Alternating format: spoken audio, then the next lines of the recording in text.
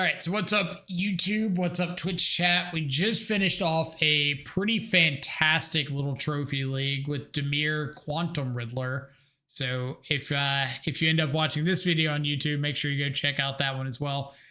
Anyway, we are running through a league with the challenge list won by Yuta Takahashi, a longtime Fairies master and both standard and modern, extended, and every other format known to man. But just Demir aficionado all around.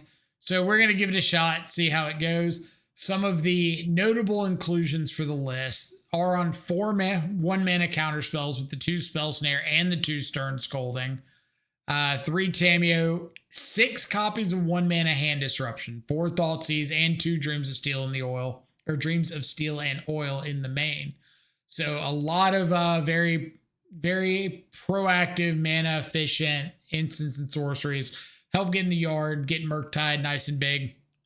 We've got 4 Psychic Frog, 2 Orcish Bowmasters, plus the 2 Kaito, 2 Subtlety, 2 Murk to round out our threat package, 2 copies of Shieldred's Edict, and 2 Force Negation in the main. So a lot of 2-ofs. In the sideboard, the 4 Consigned to Memory that unfortunately is like mandatory for every blue deck in existence. A 3rd copy of Spell Snare, 3rd copy of Stern Scolding, Dress Down, Force Negation, Harbinger of the Seas, Subtlety, Cut Down, Cling to Dust, Damping Sphere, Nihil Spellbomb, and finally Get Out, a card that I have never cast in my Modern or Magic career, from Duskmourn. So 2 blue, choose 1, counter target creature or instant spell, or return 1 or 2 target creatures and or enchantments you own to your hand. I assume the second mode isn't going to come up all that much, so it's kind of an Essence Scatter with upside. You could save a threat from a removal spell potentially. You could pick up a Bowmaster for an extra trigger, pick up a Dress Down for an extra trigger, something like that. So we're going to see if it ends up coming up, but I feel like it's going to be the Essence Scatter mode that does most of the heavy lifting for us. Anyway, let's go ahead and jump in, see how it goes. Do I know what the Get Out's for? Sorry if you already explained. My only guess is as an Essence Scatter, like Stern Scolding's not hitting some of the big stuff like Quantum Riddler and Overlord. Get Out can. So that's what I'm going for at the moment. That's my assumption. We'll see if it actually ends up mattering. Oh, we made front page on the trophy list. Got to step it up a little bit.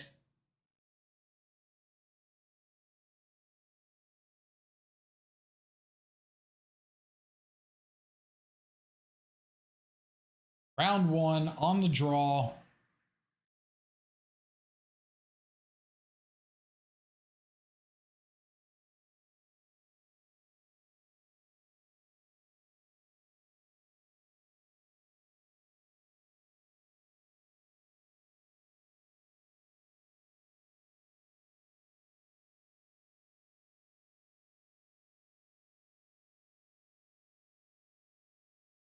One lander on the draw, but we've got a Preordain, we've got a Force. So I think I'm going to keep this.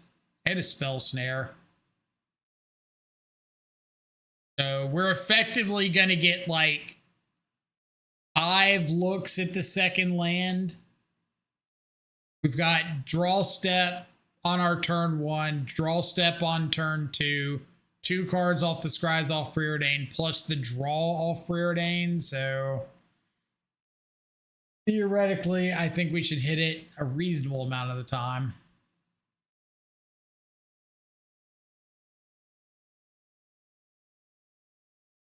City sewers.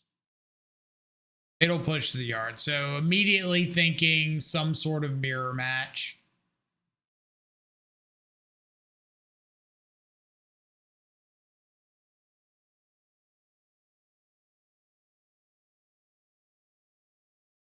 Guess we're just going to hold up Spell Snare, looking for a frog here.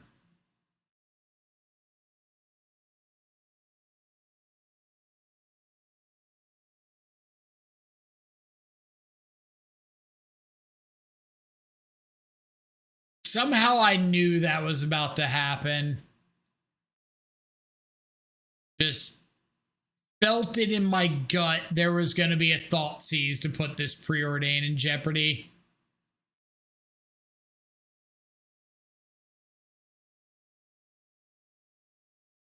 Not a mirror.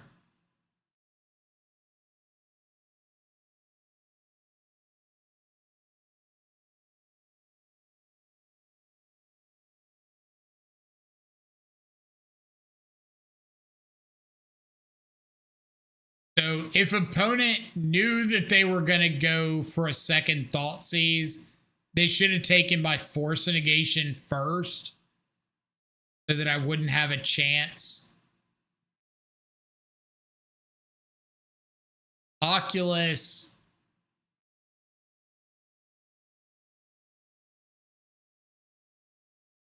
Oculus with Boggart Trawler. Get out also for Writ, Prison, Binding, Fable, maybe High Noon. I doubt High Noon sees enough play against us. Scoop to an Unearthed Oculus.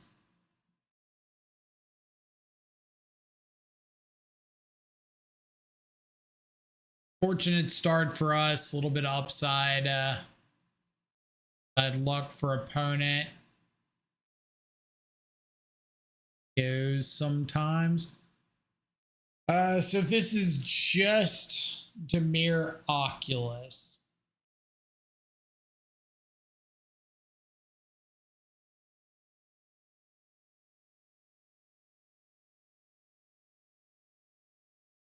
Guess I'm assuming it's just Dimir Oculus. I don't think I saw anything that really make me think otherwise. They got a couple Bowmasters, a couple Stern Scoldings, and Cling to Dust, Spell Bomb, Extra Subtleties, Extra Spell Snare. I usually don't like Stern Scolding so much because Frog a lot of times is the only thing that you can target with it. And you already have Spell Snares, Fatal Pushes, Subtleties.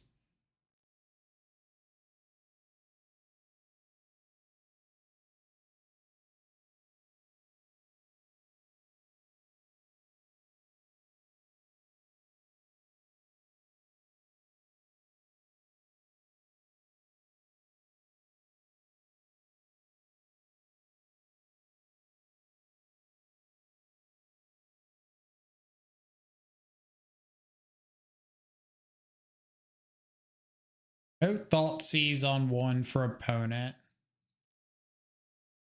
Spell's pretty good.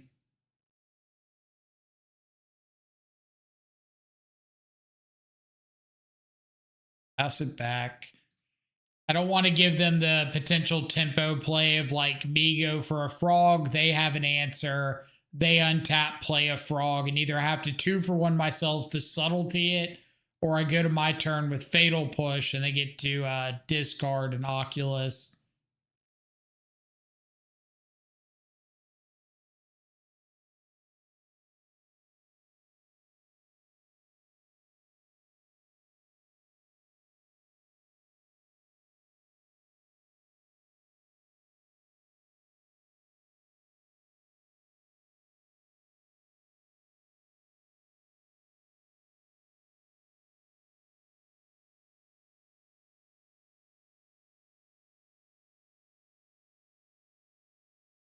They're gonna Thought Seize me. I think I'd rather have the Surveil land here. If I fetch, shock, counterspell, and they have like Spell Snare, then I end up just using like a bunch of resources. Really need to.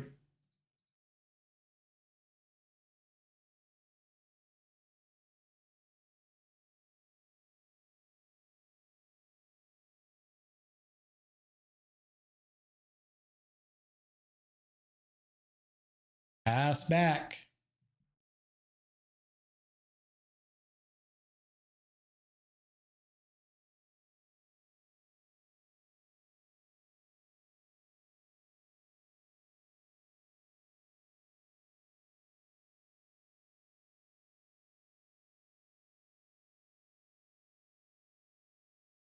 Boggart Trawler.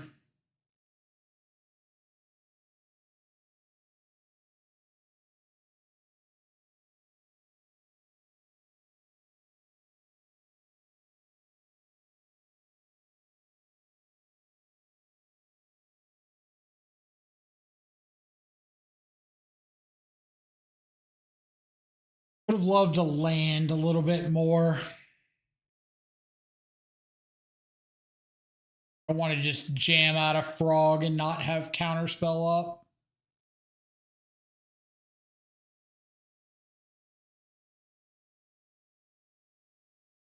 Harbinger.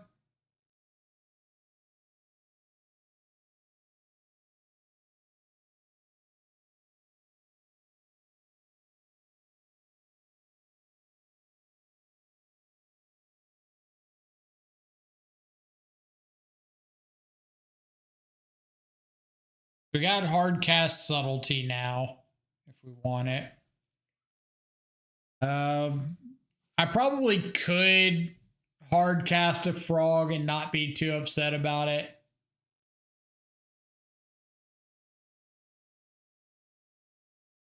I don't know why that's still in your deck post board. Surely you've got something better to do than pest control.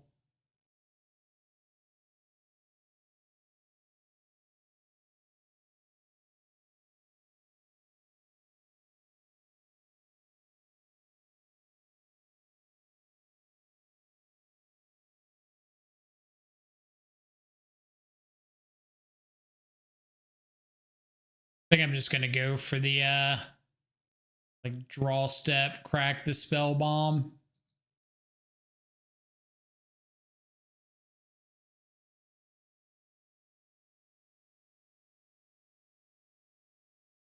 Shut off Murktide, shut off Hardcast Oculus.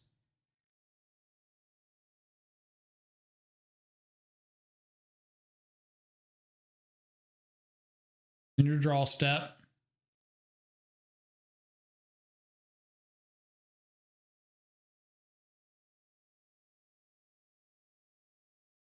It looks like a trawler.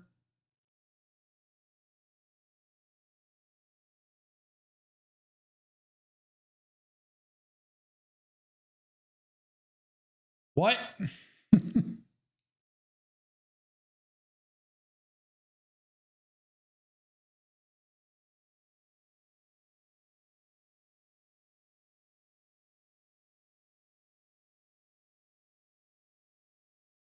We'll see if you want to counter spell back.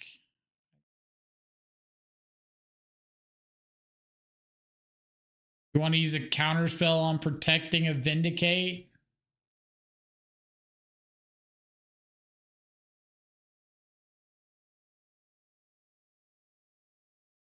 Land?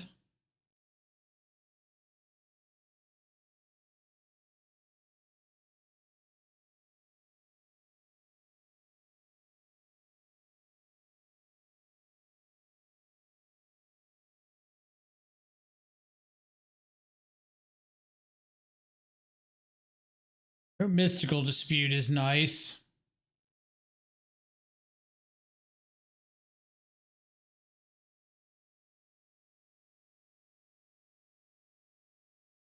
Another Vindicate.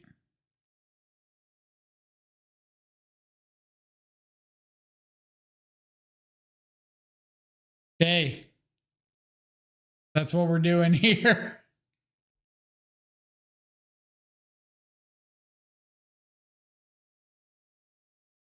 Vindicate 4 primarily. Dude, I don't know. I don't play Vindicate.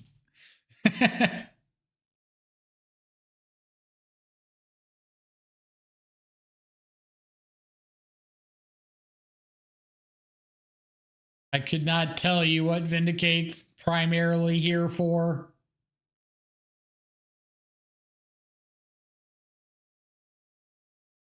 Like, I've never had the desire to register Vindicate, but maybe they just want it for, I don't know, to blow up permanents. Tron lands could be okay, but I'd rather just rely on like Harbinger and Consign. Maybe they want additional ways to deal with Overlord.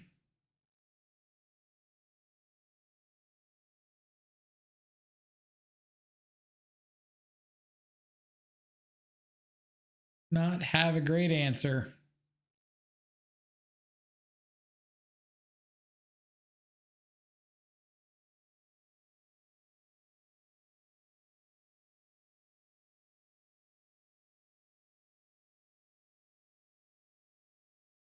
I have to assume that if opponent has got them registered in their deck, that they've got something in mind that they want to deal with.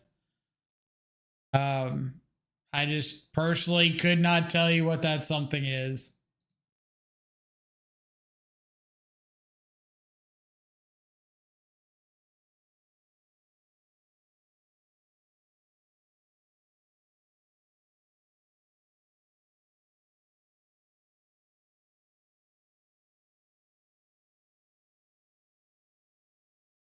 So Polluted Delta pass. In case opponent's got a frog here, like spell snare up. Looks like they're just missing second land drop.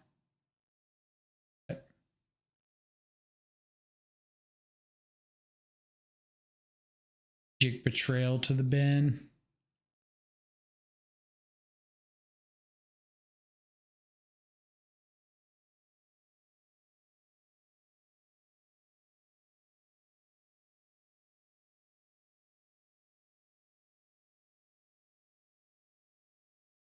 They've got an unearth with currently no unearthed targets. Subtlety, a force of negation.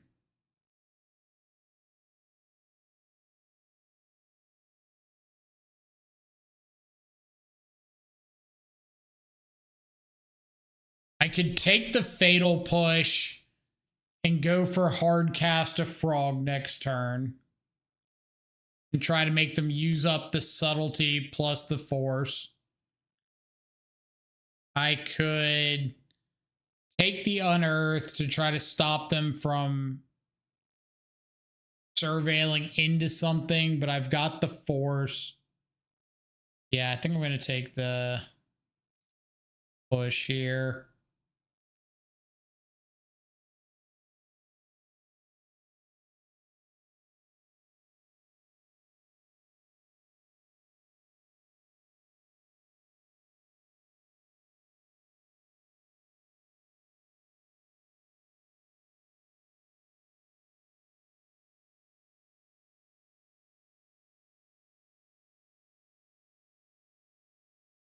A frog.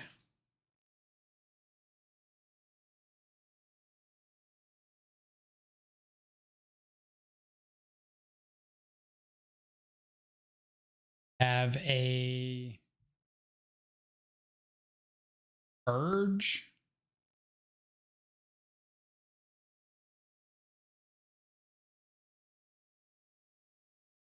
See if you'll burn your force and subtlety on this.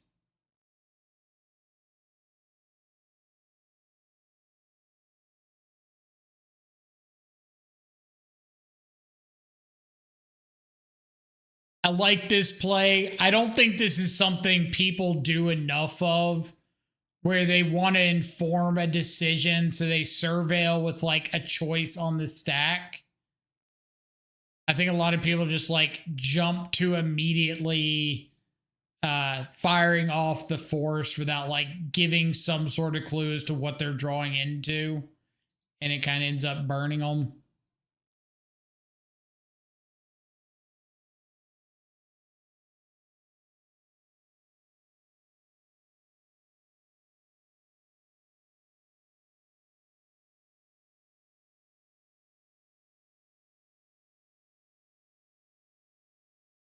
It's hard cast Oculus.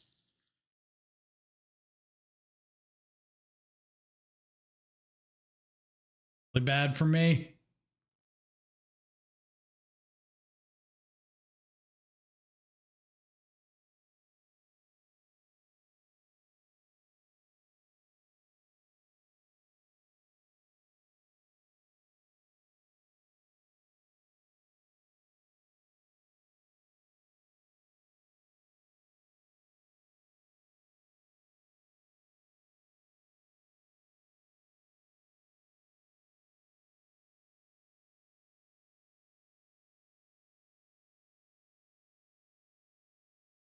All right, how do I want to do this? I know their last card is Unearth.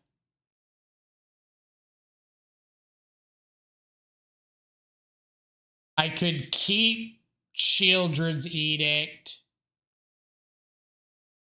and Edict the Oculus plus force the Unearth.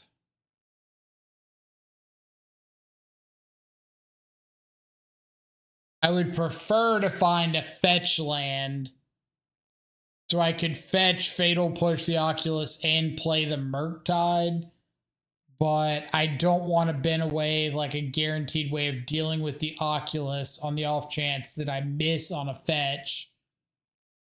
I could keep the Preordain.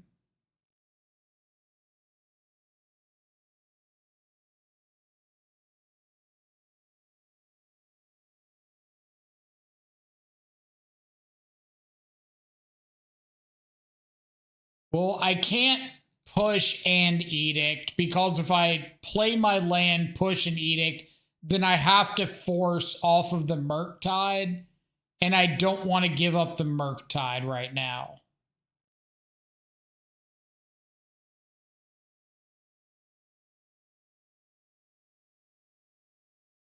I would rather Edict this Oculus, hope that whatever's face down is not another creature, save the Sink into Stupor to force off the Sink, and then... Oh, it's not a token. God, I'm an idiot.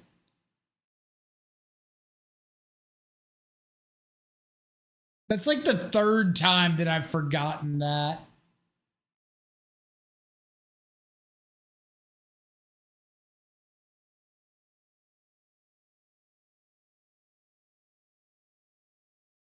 Force this because their last card's an Unearth. It's not doing anything at the moment. All right, you're free to ruthlessly mock me.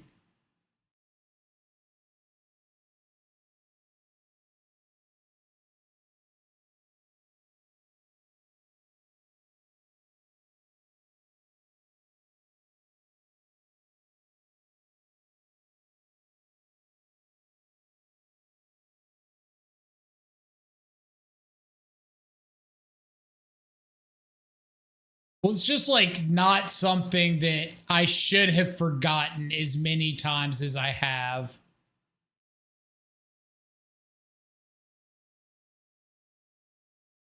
It's just like for whatever reason, I see this is not being an actual creature card. And all I can think is like token, token, token, token. It has to be a token. It can't be anything else because it's not an actual card.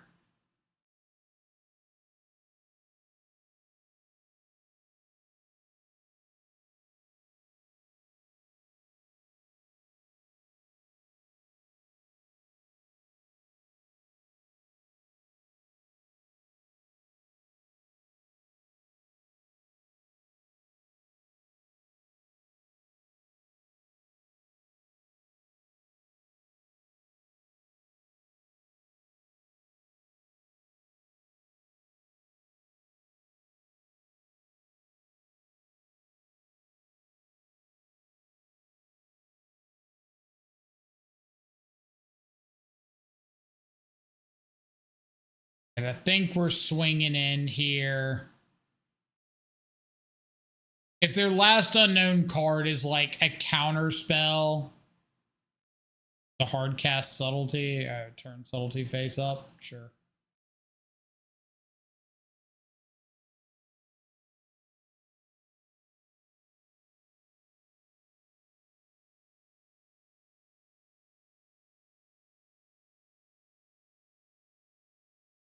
Gotta stop calling them tokens and call them manifests.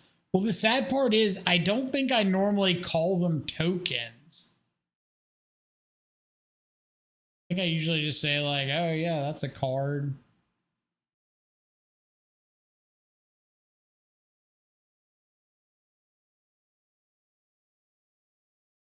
Don't want another fatal push because I'm killing the Oculus now. I can't draw a fatal push and revolt to take out the subtlety.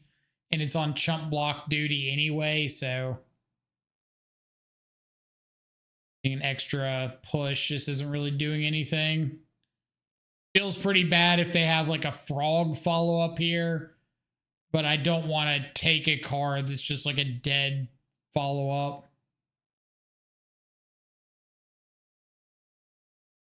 Do I call them tokens? If I do, I'm not like thinking token when I say it. I'm just thinking like thing that is not a known face up creature, I guess.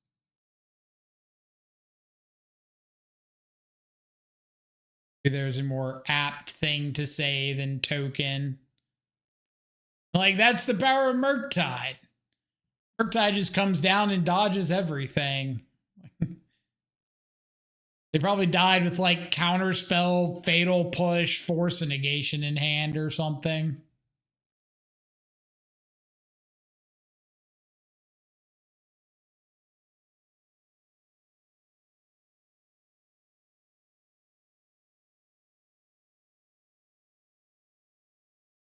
But there's definitely a few lines of play that I'm really, really bad about, like doing similar things over and over. One of them is thinking the manifest is a token. I know I've done that a couple times before. The other is playing out Kaito, stunning something down, and then the next turn zeroing instead of ticking up the Kaito so that I can stun the thing again when it comes off instead of letting it like untap and get an attack in.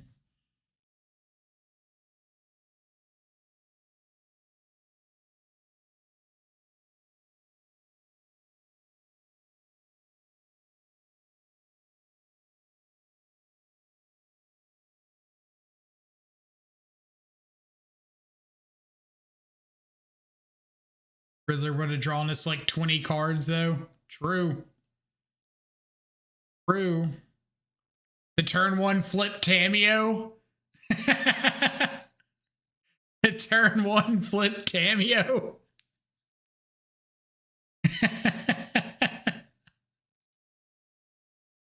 Oh, opponent. Opponent, you are a gem. An absolute gem. I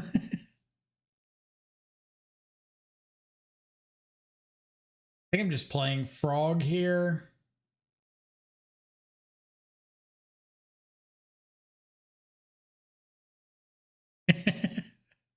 Everybody thank opponent.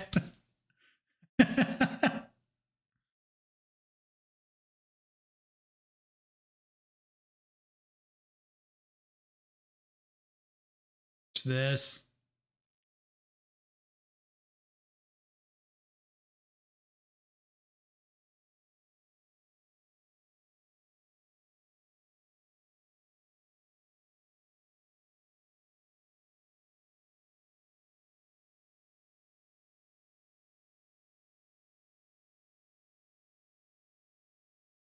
When I play in paper, I often forget if I have a free spell in hand and to not be suspicious about it. Typically my my word of advice, I guess, in that situation would be if you've got something or if you play a deck that has free spells, I would just like pause almost any time that you have more than one card in hand and you're tapped out and your opponent does something. It doesn't have to be a long pause, just like enough time to say, yeah, that's fine, or something similar to that. Like a yeah, that resolves. Right, I'm gonna let him attack Tameo for 2. They spend a mana to do this. If they have like some follow up,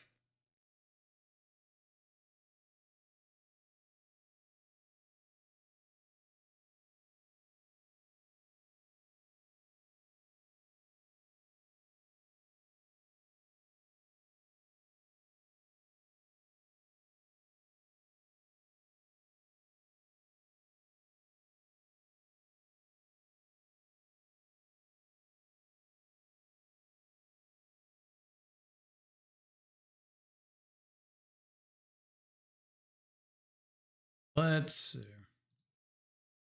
Well, I will let you have a blazing root walla in exchange for not having double Venge Vine.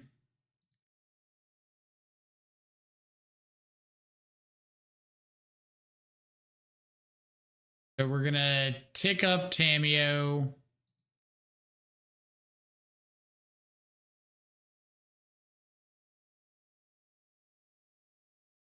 The frog.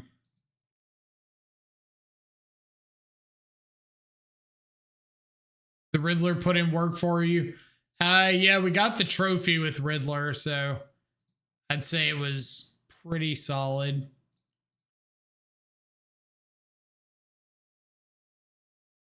Murktide. Carry on.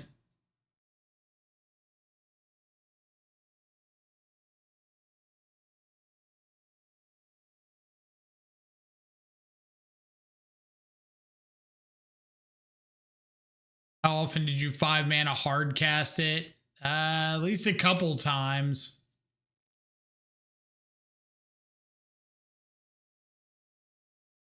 Two or three. But I mean, it was really good just as like a 1-mana play. So I definitely didn't feel like we had to hard cast it. It was nice to have the option there. Okay, Hollow One with Vengevine.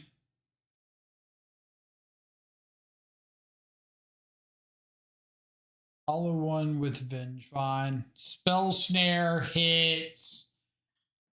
Bowmaster if they have it, but probably not.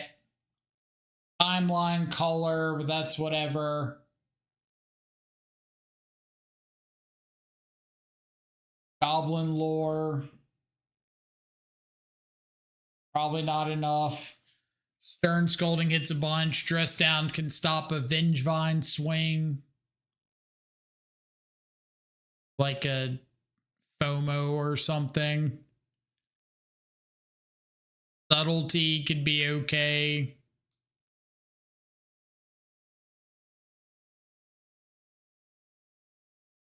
Kaito's kind of mid. Bowmaster's great. Tamio. A. Trim a couple Thoughtseize. Keep the Dreams of Steel and Oil in. Cutting the snares. I think Cut Down is too much of a liability. They just have like double Street Wraith or Cycle in response. I can just blank it. Rough to me. Get Out and Force. I want either of you.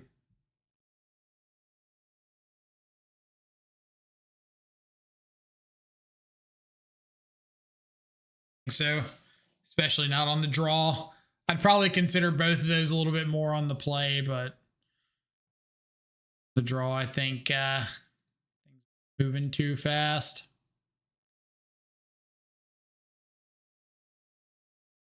Go.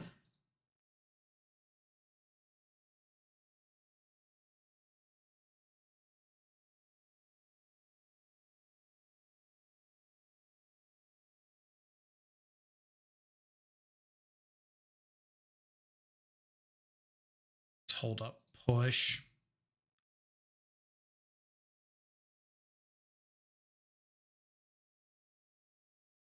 Could get really punished if it's like Burning Inquiry, discard double Vengevine plus Root Walla, and then cast another threat.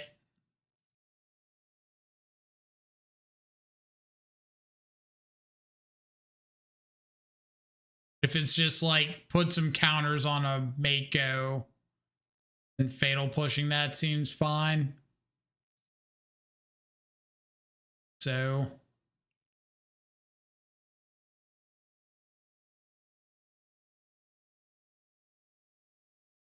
I know I don't have to do this until after the goblin lore resolves, but like I'm killing this at some point.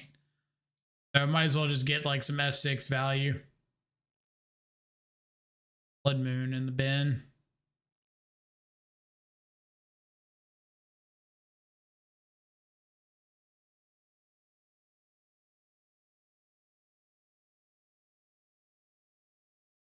So we don't currently have a way of stopping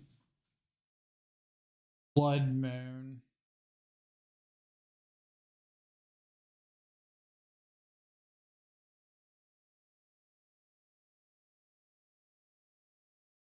We take Blood Moon, play out Spell Bomb, and we just have to crack it right away. If I don't, then they get to Root Walla plus Detective's Phoenix.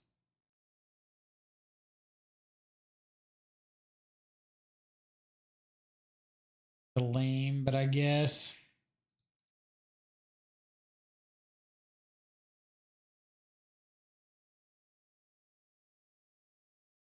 Hard cast Detective's Phoenix. Imagine playing this when we recently found out what the superior blue-black deck is. If it's not Modern Online Challenge winning Zeriak. The man, the myth, the mill legend.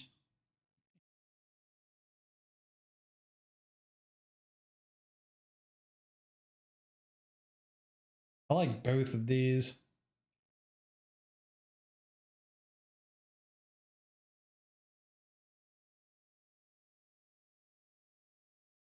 Man, the myth, the mill legend.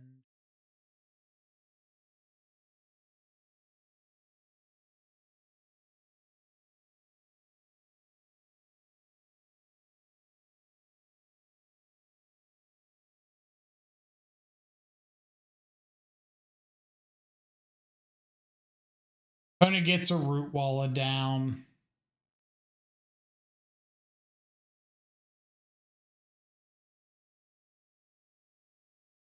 Yeah, when I was going through the rest of the top 8 from that challenge, I was just looking and seeing like, oh, there's Storm, there's another Storm.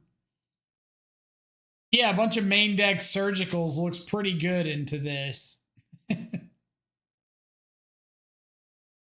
We're going to save this Cling to Dust for a turn so that I can flip Cameo.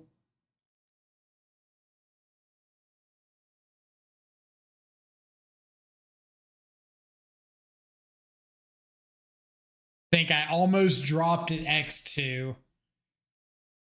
I get that, though. See, when I typed out my Swiss rounds, I did not.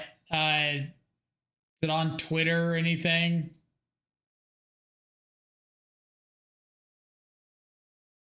No second threat, please.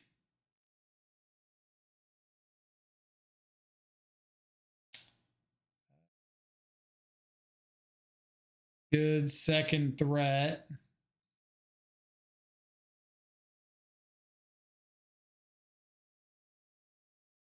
Let's go take a look at Zeriak's matchups.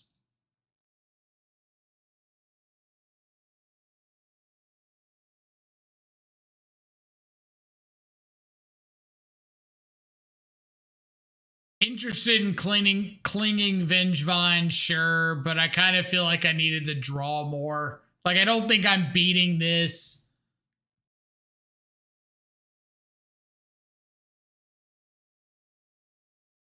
I don't think I'm beating that whether I cling the Vengevine or not. Like, not drawing the card puts me further off of finding a Murktide or something.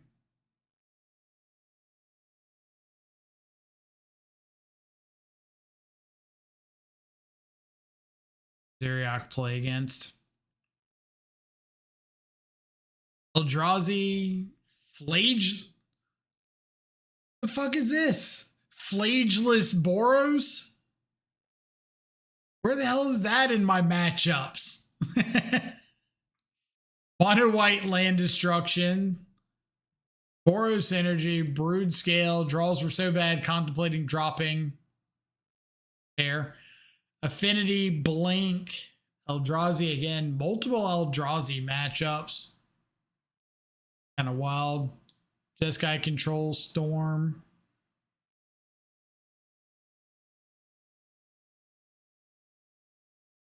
Johnny Bombardment, Guide, Cat, the 5-drop Angel. So, like, aspiring spike dot deck.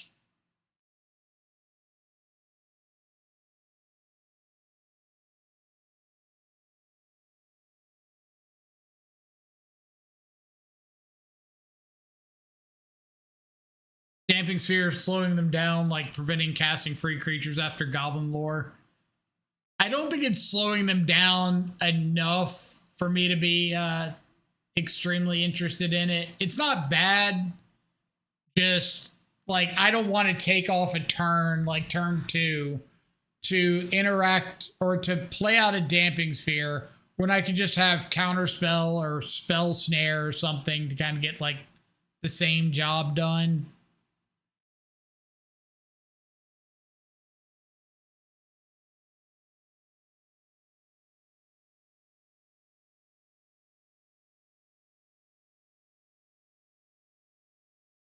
Like if I didn't have other ways of interacting with some of that stuff, I'd probably be more interested.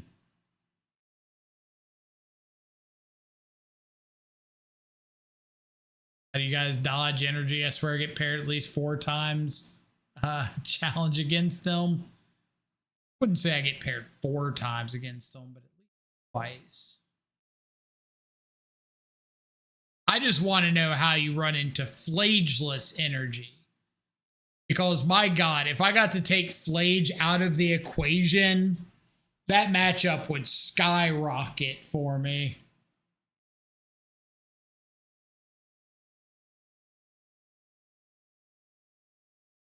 Zeriak, first place. 4 main deck surgical extraction. Like a Chad. 1 Jace, 1 Visions of Beyond. Profane Memento.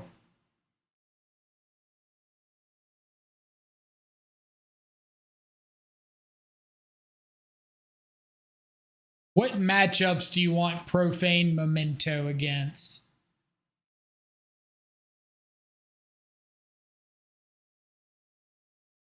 Oh, it did send me to his, but I wanted to look at your list.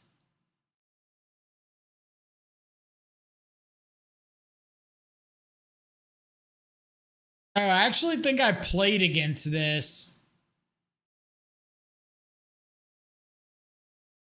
Is it the same person?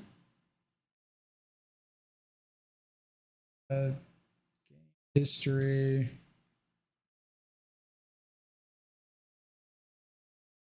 Samaj.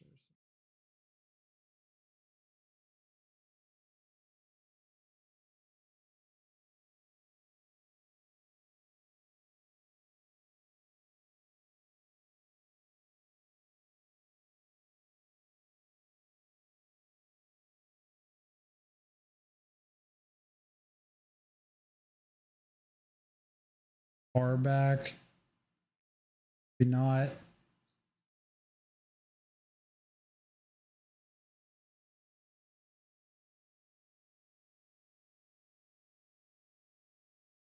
I'm pretty positive I've played against that deck, but I guess it just wasn't them.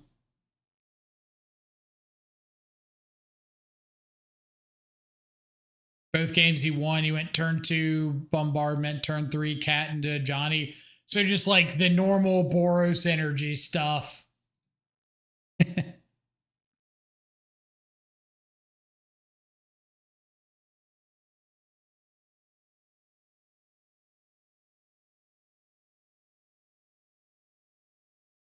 Just going to be Root Walla into another 1-drop, get back Vengevine. Ugh.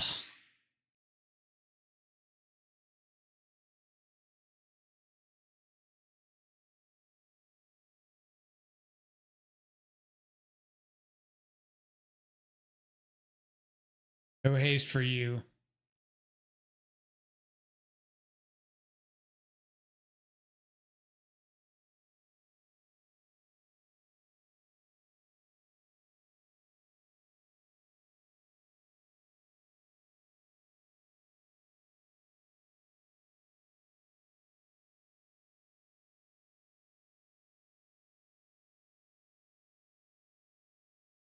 Dingo and Spike have been running a blue-white version of that deck.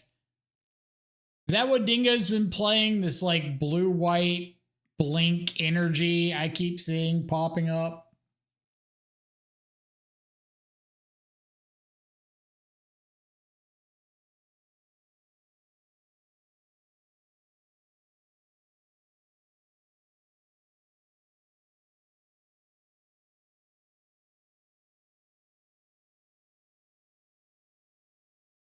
See if it's worth blocking with Tameo.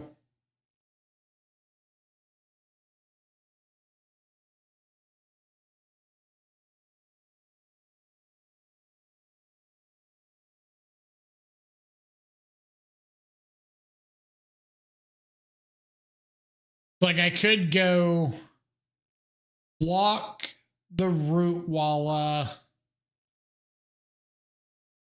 I would assume that they would pump past Shieldred's Edict, and they have to just like sack the root waller. They give up the Vengevine.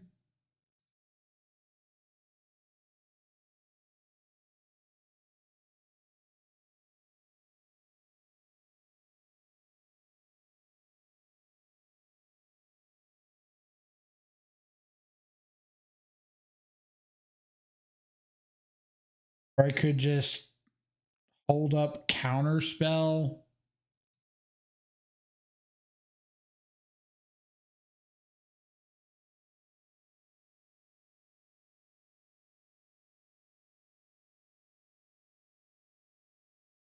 Maybe this is like a free sack Vengevine, but if they do, like I save myself 4 life here. That's pretty good. Don't have a follow-up.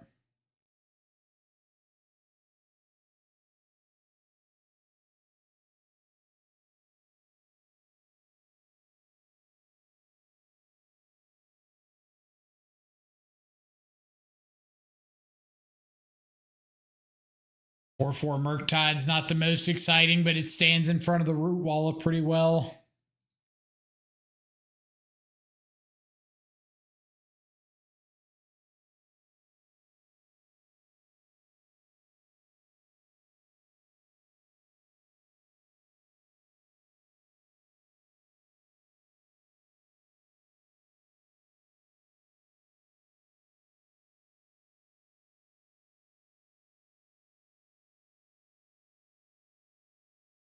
I appreciate Vengevine coming back in 2025 as just like the original cast trigger menace. Like, just the thing getting cast triggered that you never wanted to deal with.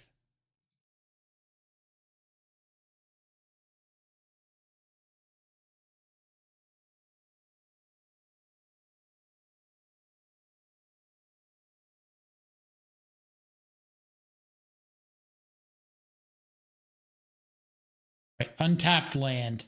Untapped land, untapped land, untapped land. I specified in everything.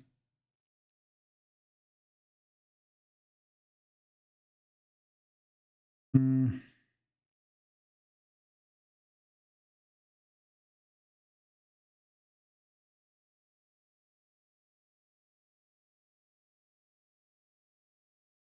Okay.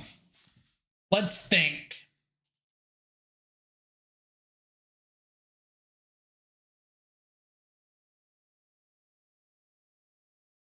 I've got 3 instants of sorceries in hand. If I can find a frog, it's still not lethal.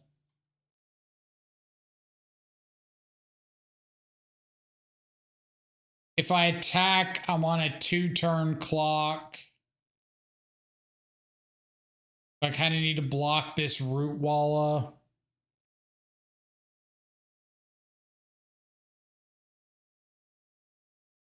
The reason why I've been hating the second Surveil in these decks.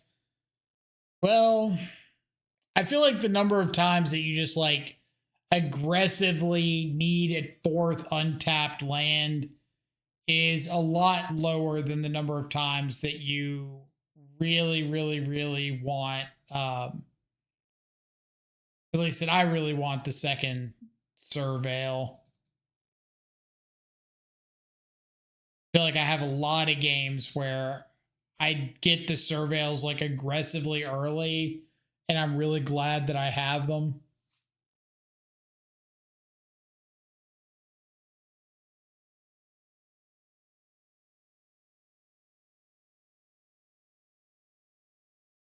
Cycle a hollow one.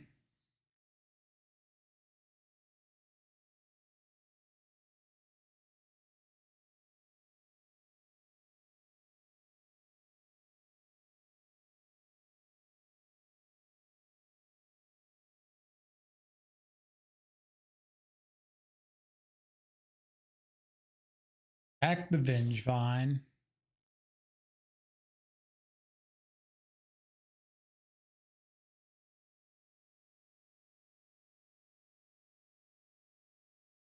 Ooh.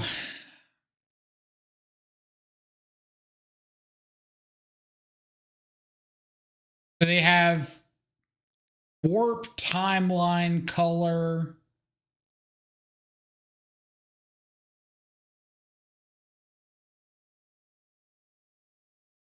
Pass through.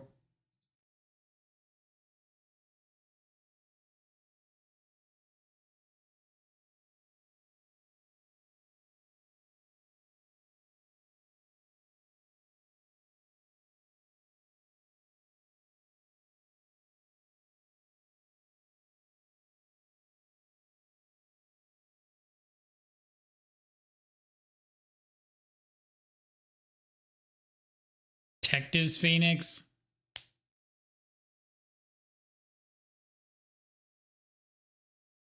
They're also not using this arena like at all.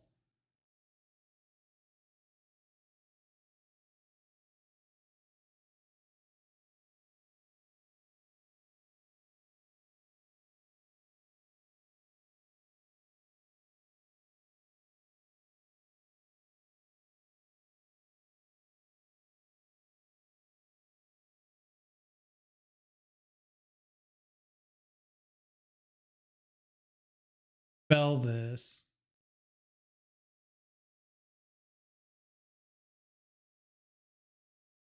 Would love if they would just go for the Phoenix again. They would have to exile the hollow one.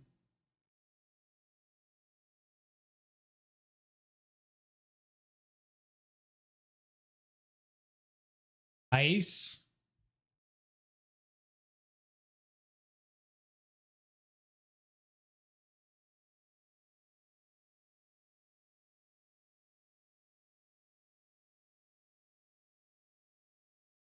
All right, what's my play here? Frog can get the Murktide up to an 8/8, but that's not lethal.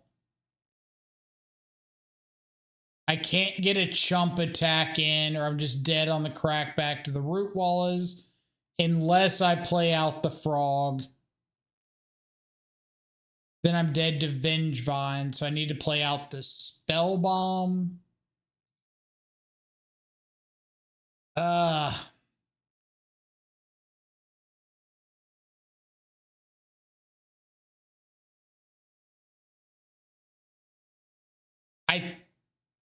I think it's just play out frog and pass.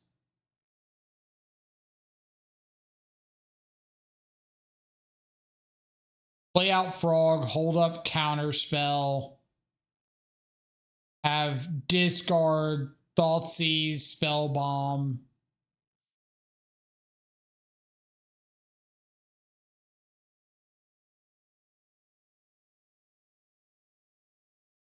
Or do I need to play out the Spell Bomb?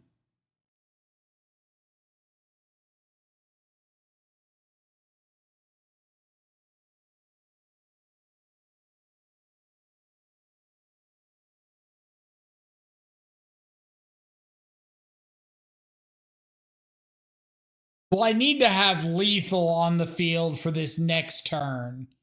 Like, I can't afford to give them multiple more draw steps, and I can't get a chip shot in. So either I have to hard cast the subtlety or I have to play out the frog. And I think the frog being able to grow the Murktide is a little bit more important at the moment. I could play the spell bomb, but I have to activate it. I can't like play it and not do anything.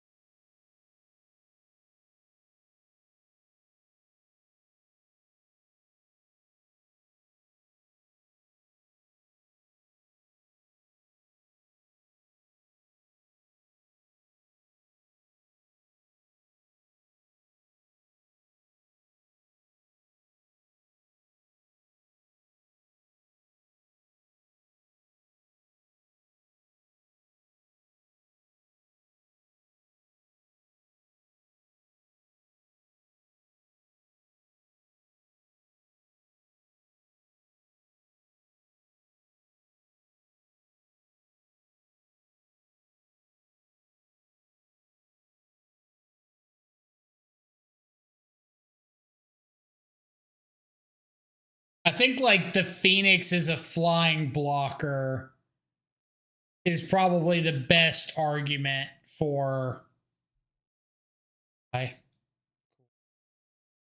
think Phoenix is a flying blocker is the best argument for Nihil Spellbomb there. Or just like making Rootwall a flying blocker or something.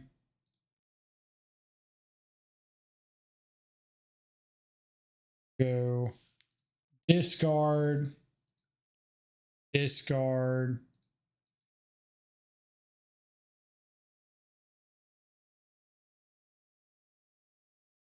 Three.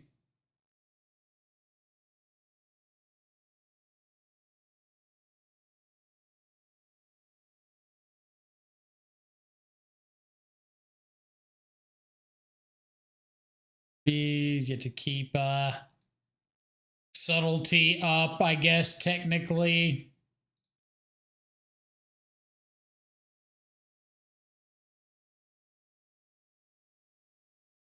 All right, well, we're 2-0 somehow.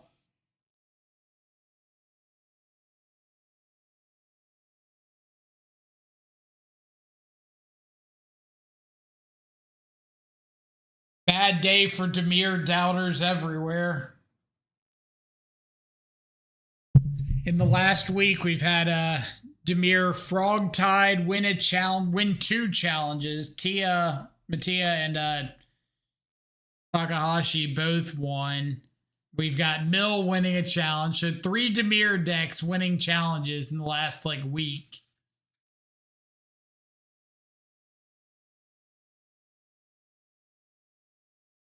Doubters in shambles.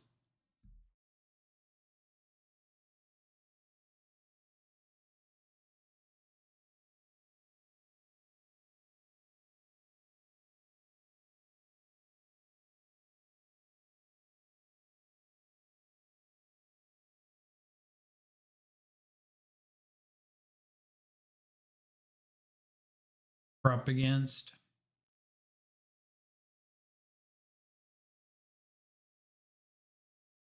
Are you playing the creator event on Saturday? I registered for it. I'm going to try to.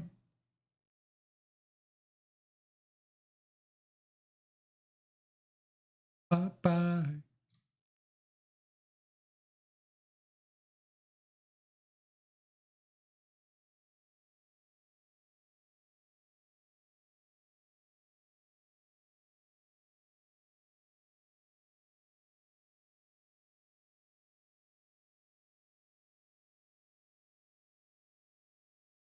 Land. Masters is pretty good. Don't know what we're up against yet, but mirror match. Masters can be solid if it's like a mono black deck or something. Bowmaster's a little less exciting.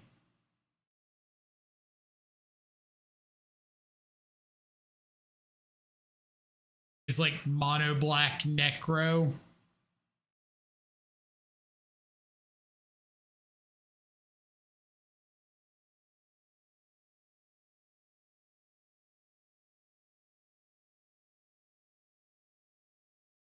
That Reanimator. Could be.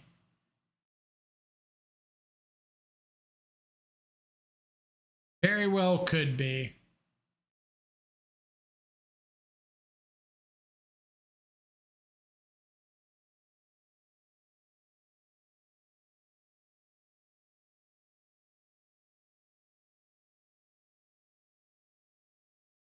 With Riddler, ETB on the sack, if it gets removed, do we still draw 2 or only 1 if we have only 1 card in hand? You would draw 1. Because the ability, like once the draw resolves, then it sees, or like once the draw is in the process of resolving, then it sees, hey, you've got a Riddler on the field, you're supposed to draw 2. Until then, it's just draw a card.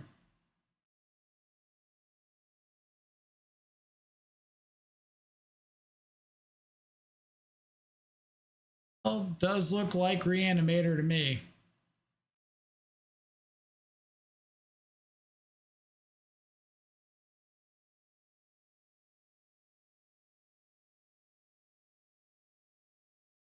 Got an Atraxa.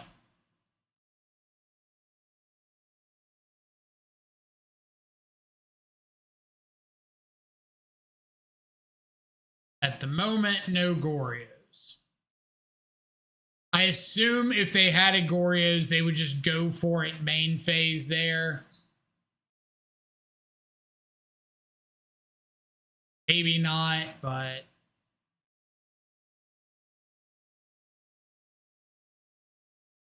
depends on if they have protection for it.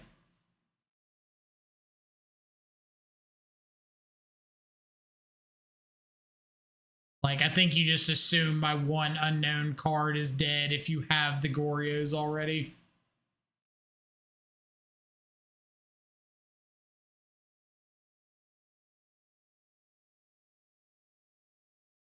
Hey. Now they can't fetch to do anything. Bowmasters.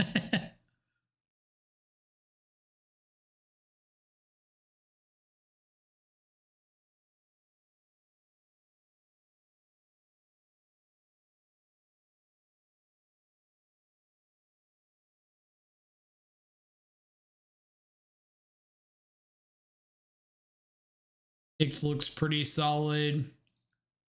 Scolding not so. They have Emperor of Bones, right?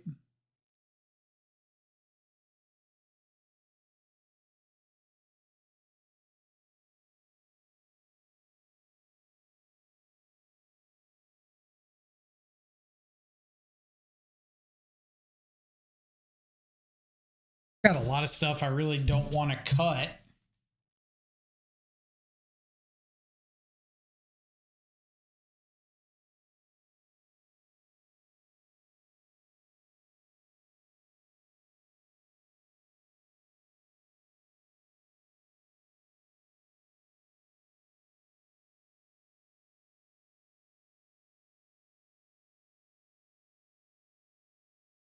Cutting a preordain. Guess it steps though.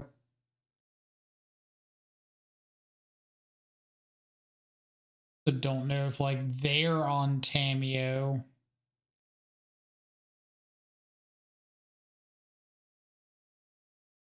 Ooh. It's like an abundance of riches sideboard situation.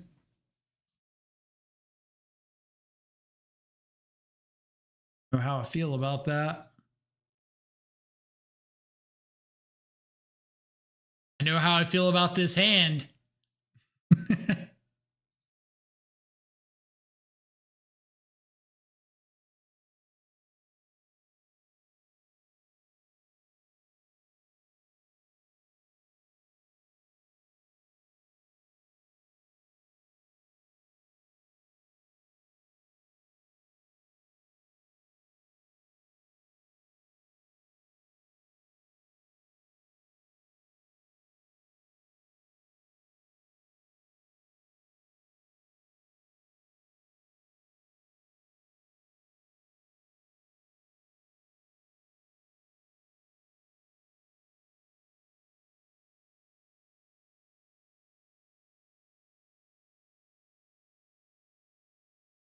It would be okay to trim on force negation, as they usually go for Goryos in our instep. Well, they only really go for Goryos in your instep if they have multiple Goryos. If they don't, they're really likely to go for it like during your main phase or at a moment right after Thoughtseize.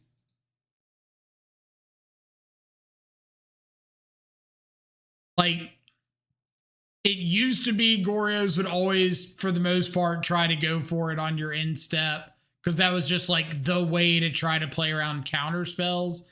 But nowadays, I just think that they have a lot more tools. They're not really as pigeonholed into doing that. Plus, you've got cards like Spell Snare that are in the format now, just a little bit less consistent.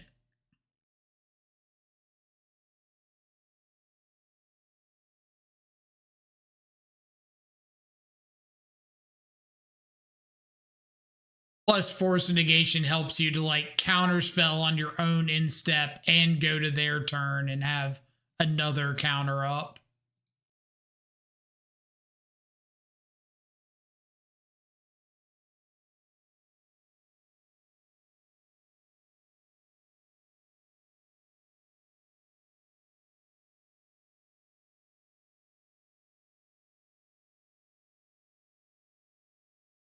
I think we're just going to try to ride Bowmaster to victory.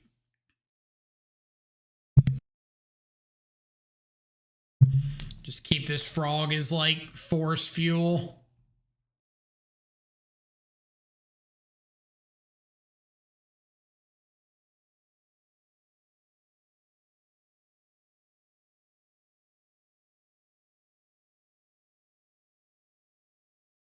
Maybe they'll throw a Faithless Looting into it.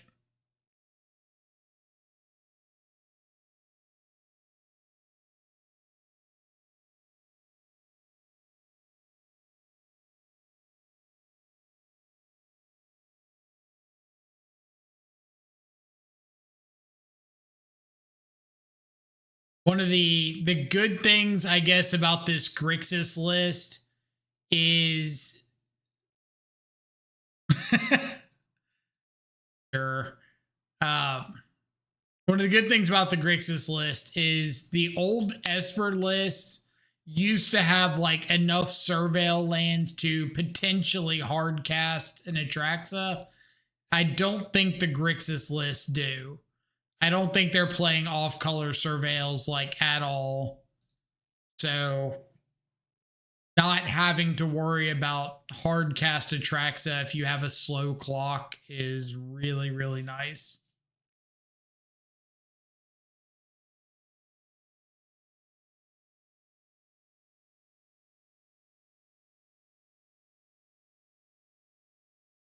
I really just don't think I'm tapping off of a bunch of open counters to get a frog down.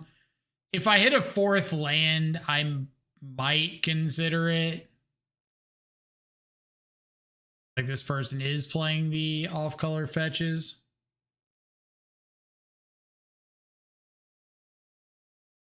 Opponent Thoughtseize.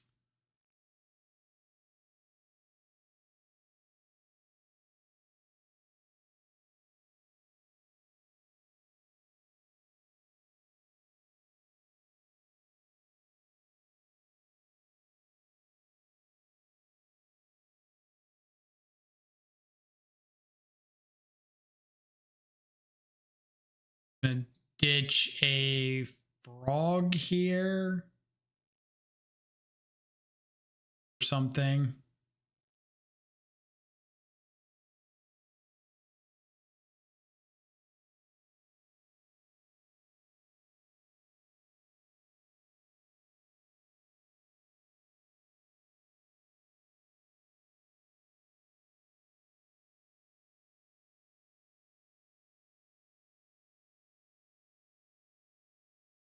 Well,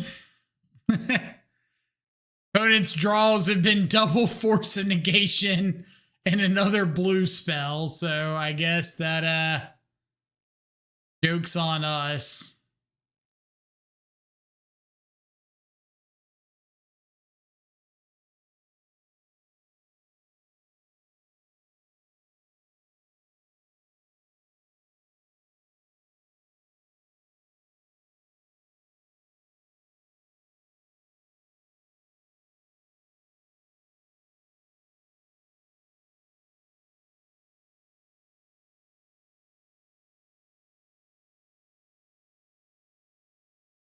I would like to put into the record, it probably doesn't matter if I trim force or not. If we're up against double force, double blue spell plus Goryos.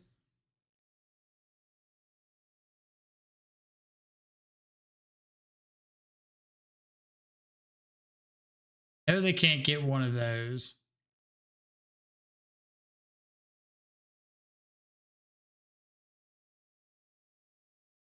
To reveal 3 Emperor of Bones. Ghost Vacuum, we don't care about. Indulgence or Spell Snare. Scalding Tarn. I assume they don't take Urini, but been wrong before.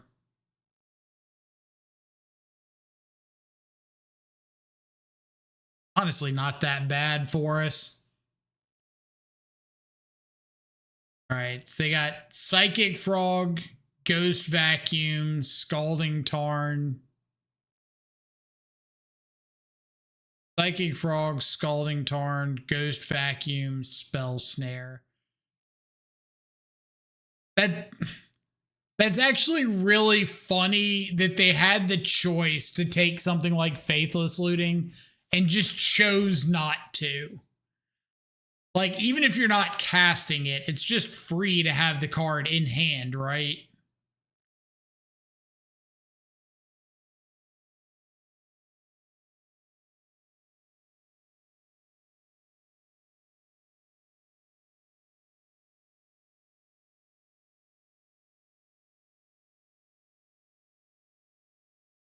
Do I actually have to...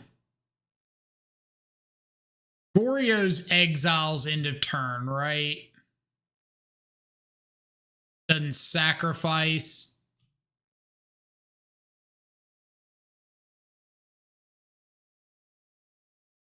Yeah.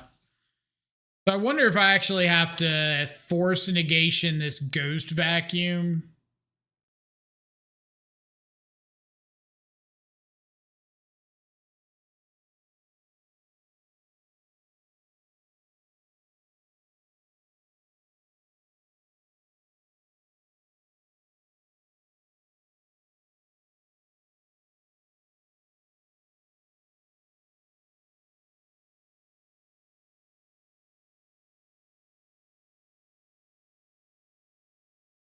Hmm.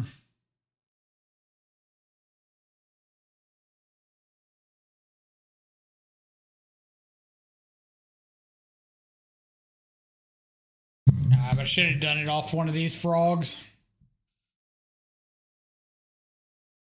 It would just give them like a free extra Goryos if they were able to find something to discard to the frog.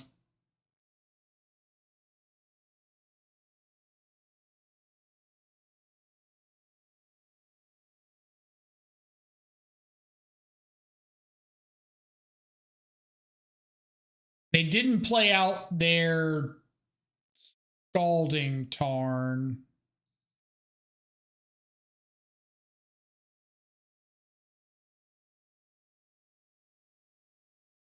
They did not play out Scalding Tarn.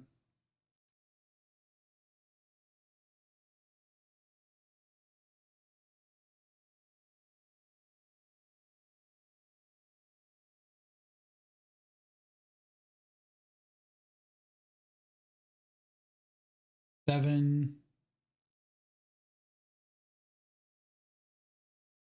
Faithless Looting into the Bowman.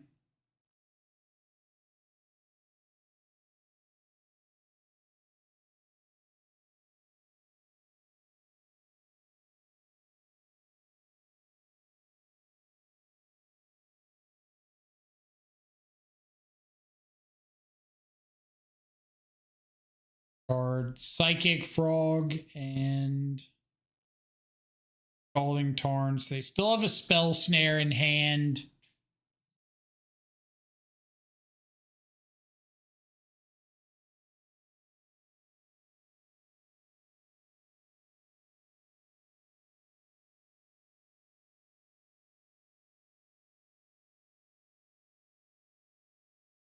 I don't think that swamp really matters because I'm not casting out a frog this turn.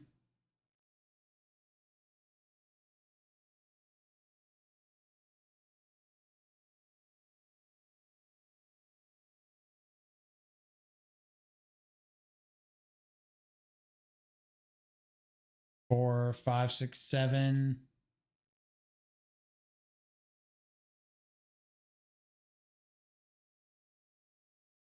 All right. Fair enough. Round 4.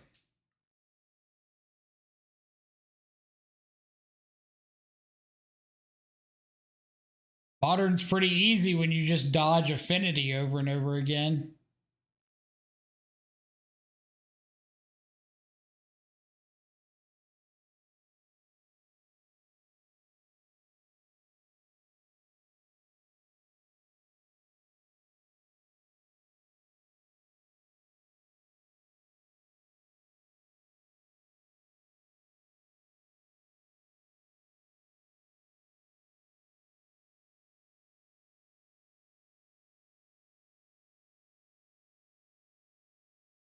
Probably not doing any LCQs. I don't really care about the mocks that much.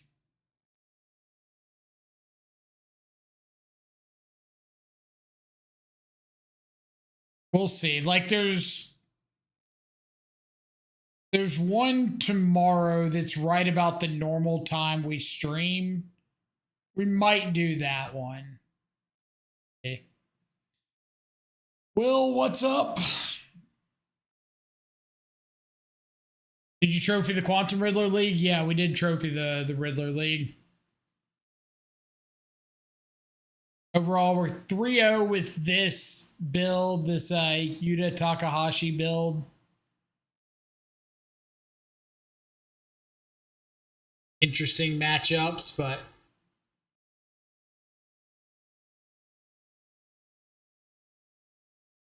3-0 this league, 8-0 overall on the day. Here still kicking and screaming across the finish line.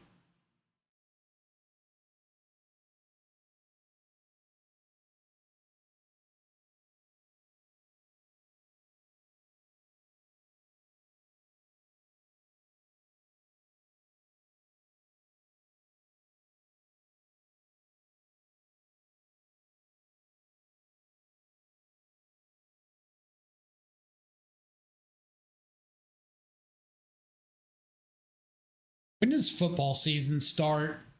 It's got to be in like 3-4 weeks, right?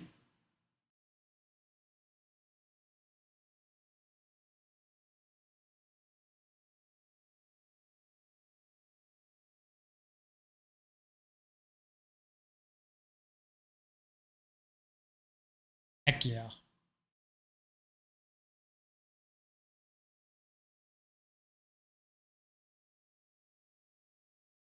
We have the first weekend.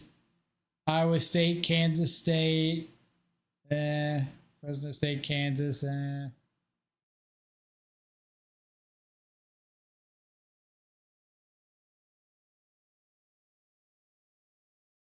Pretty sure Texas, yeah, Texas, Ohio State's first weekend. It's solid.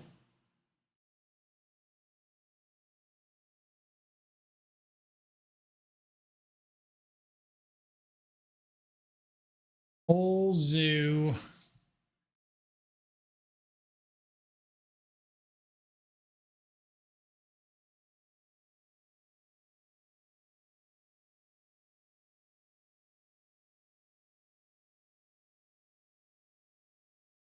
That's a pretty nice pickup. I think we're just going to play out Tamio on 1. Like a little life total conservative. Could have the bolt for the Tamio, but much about that.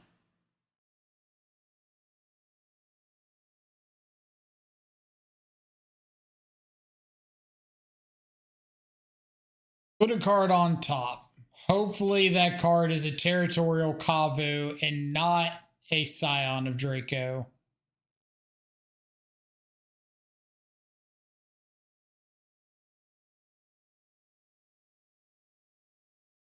You know what?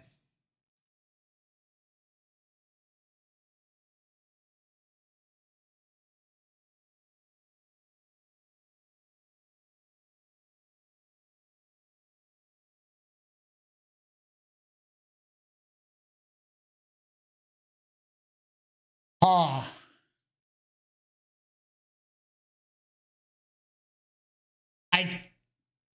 I kind of like that one.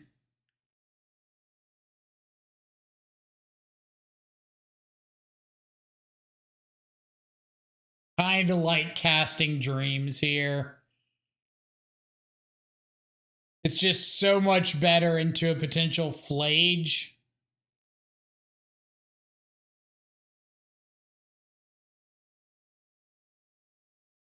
But also I could just play Psychic Frog.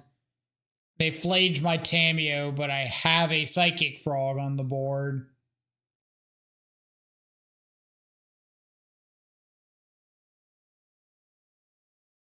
I'm going to go for the Frog.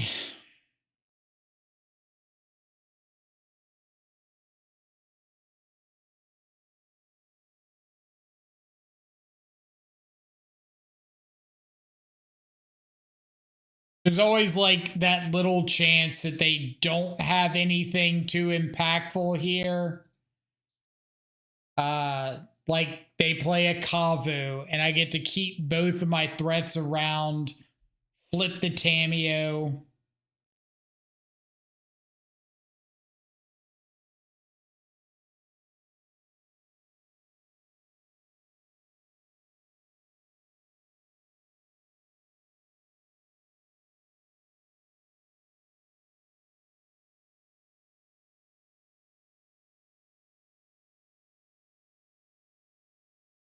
No Scion, Kavu, no Flage seems unlikely. And yet here we are. That's what we're currently looking at.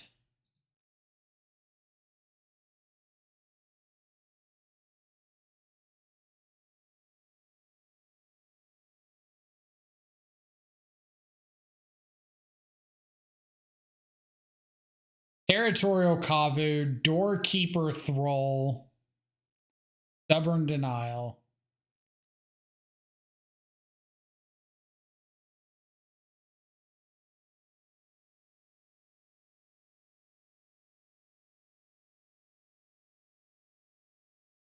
That was not in your hand previously.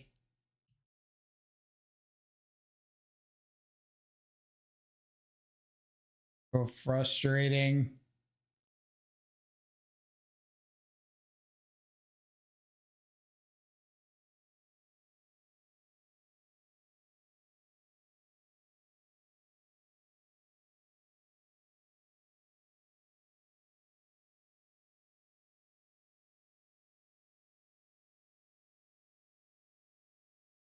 That's so frustrating.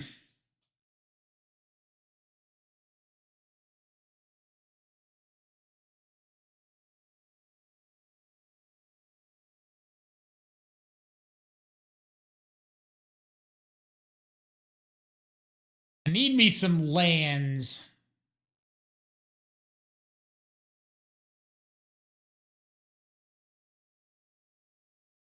Step one out of the way.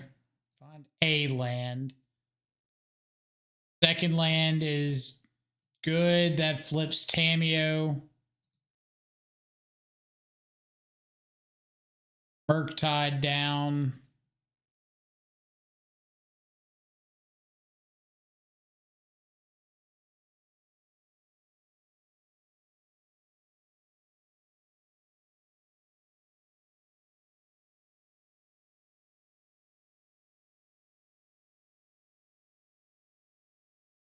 This Flage.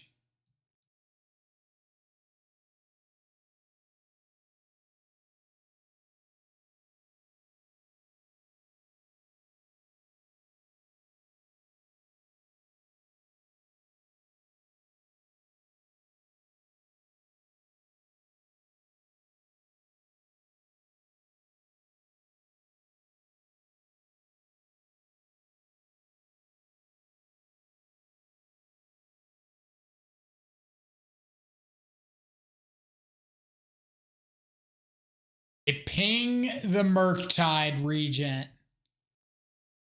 You love to see it. No blocks.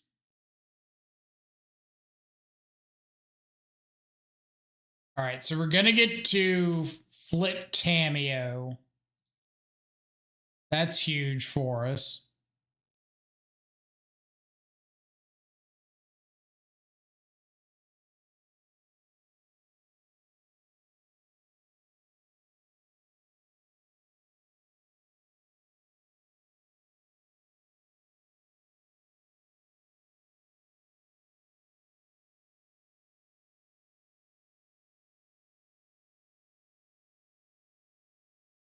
Okay.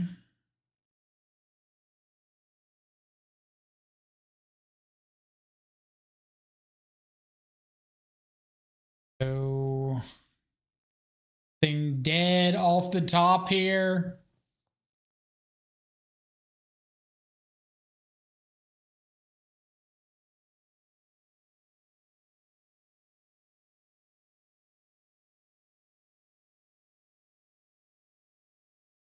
Clutch.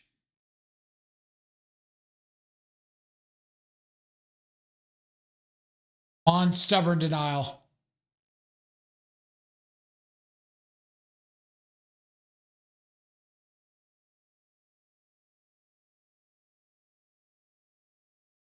We're cooking. We're cooking.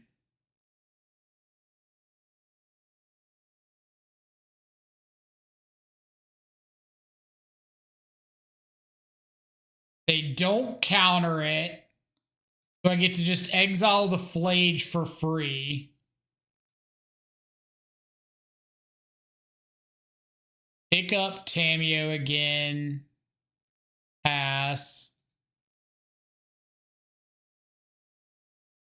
Sad Yuta isn't a main deck betrayer enjoyer, right?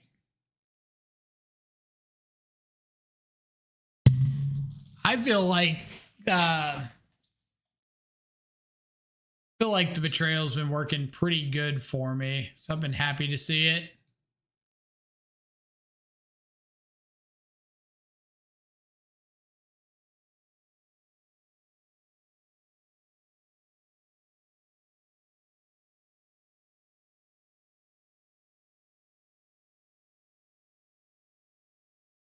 We're going to go for the draw here. I don't think there's any reason to play around a Leyline Binding because they have the stubborn denial that I know about.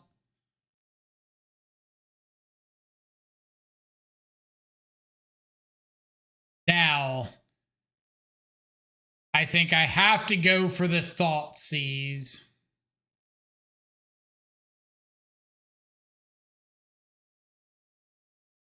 Get this stub out of hand so I can try to counterspell whatever they have off the top.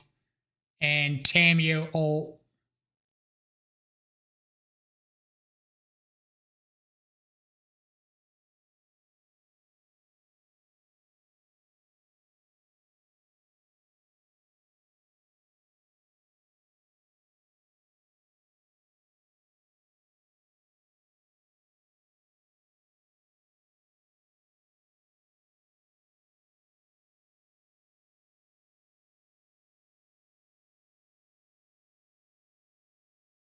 No.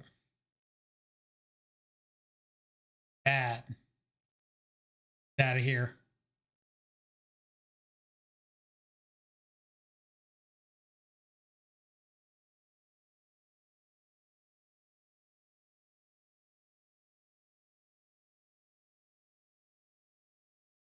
-7. I would like to draw yes amount of cards. There's a Shieldred's Edict, so we can go ahead and take out this Scion.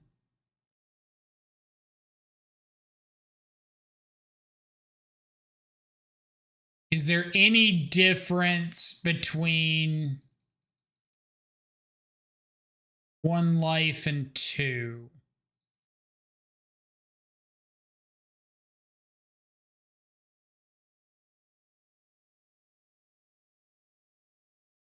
I don't think so. I think everything is kind of the same. I'm planning to land. All right. I was planning to shock in Watery Grave, Edict away the Scion of Draco, attack for 6, put them down to 25, play a Tamio, or I guess I could just play play Tamio, hold up 2 mana for counterspell, pass, and then next turn be able to Psychic Frog, ditch a bunch of stuff. If I can kill with Murktide, great. If I can't, make it a 2-turn clock, hold up Counterspell, hold up Subtlety, whatever again after that.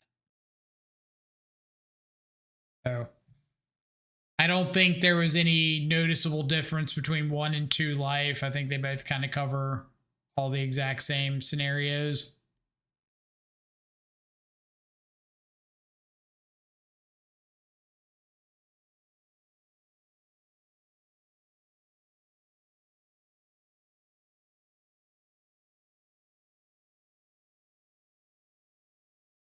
Gonna strangle Twitch for not getting a notification. Well, if only there was a place like right below the broadcast that said what my hours of operation were. No. Avoid missing a stream.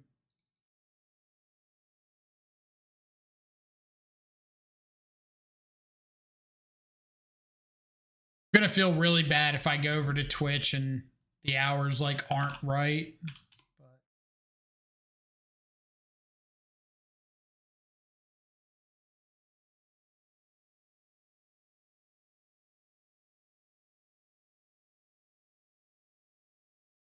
hours are good.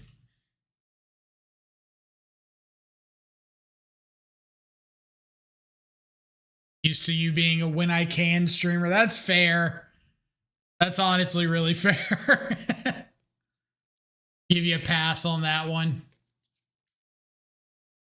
Funny coming in with a 3-month Twitch Prime resub or Amazon Prime resub. Thank you so much. Welcome back to the subscribers.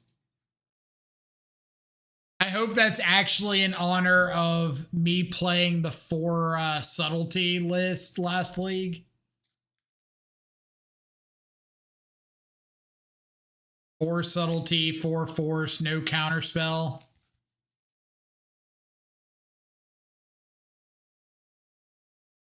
Missed it. You missed a good one. We dropped 1 game in match 5 to Esper Blank, but we ended up getting the trophy.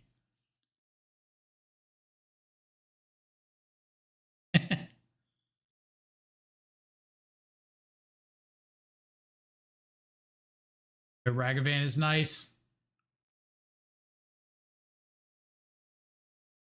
All my Dono League made YouTube. The honor is the highest. So I'm trying a bit of an experiment here where I'm uploading something to YouTube like every day for the next month or so to see how it impacts the YouTube algorithm. I've been pretty good at keeping up with it so far.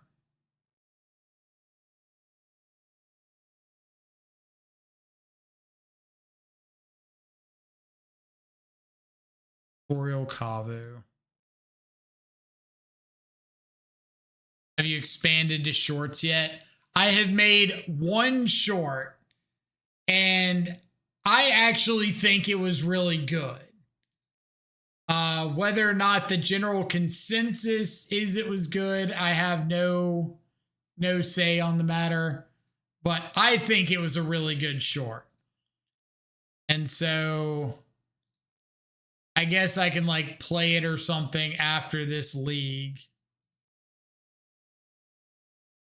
But I was proud of it. I put some work into it. But I've seen a lot of posts about like people doing shorts and they just kind of ruin their channels off of it. So I don't know if it's like the right thing to do. Apparently, like it messes up algorithms pretty badly.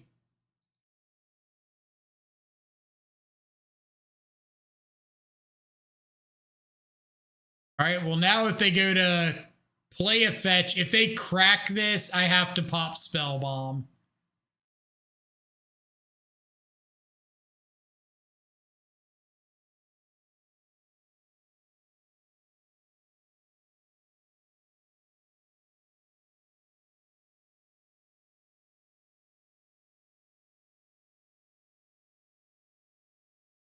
Really care about the land. I do want the preordained. Oh.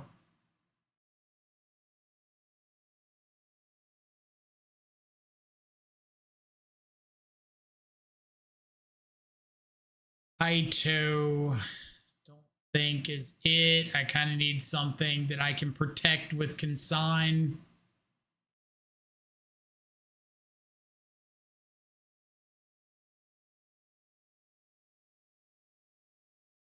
Make the winning with 0 cards in library draw trigger on the stack as a short. Could have been a good one.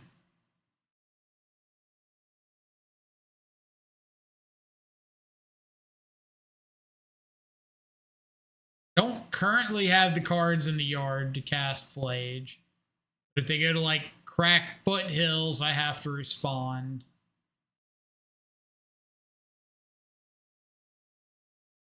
Have to respond to that.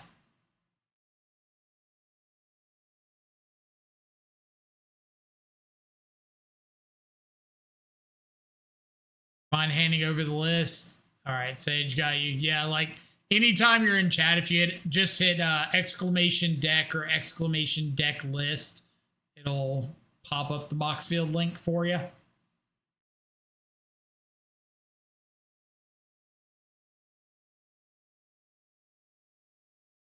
Surely they won't hit the second Murktide in the deck, right? Right? Cameo is pretty good. Damn.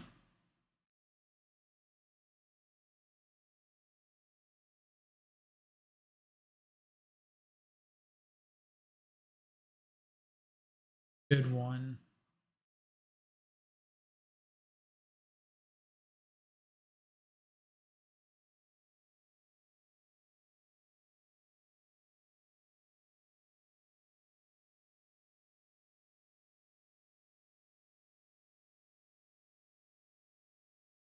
Feeling mildly perplexed by Get Out.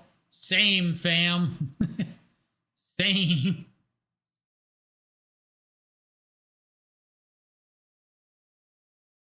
Well, it's not my tech. This is all from Yuta Takahashi's list. So, like, any card choices in here are his exact 75. I don't know what the reasoning was behind Get Out. I don't know what matchups it was there to target. It was just he ran it, so I'm running it.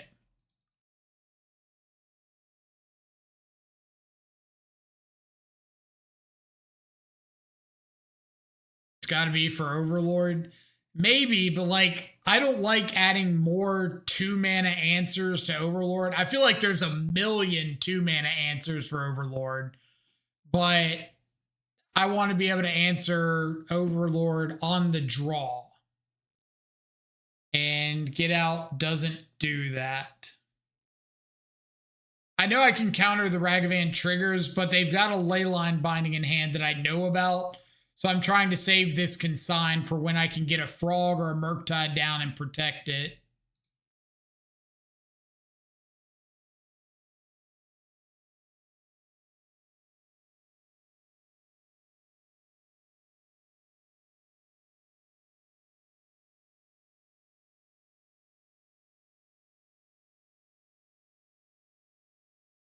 Want an answer to Overlord, it's a null. I think a null's just too narrow.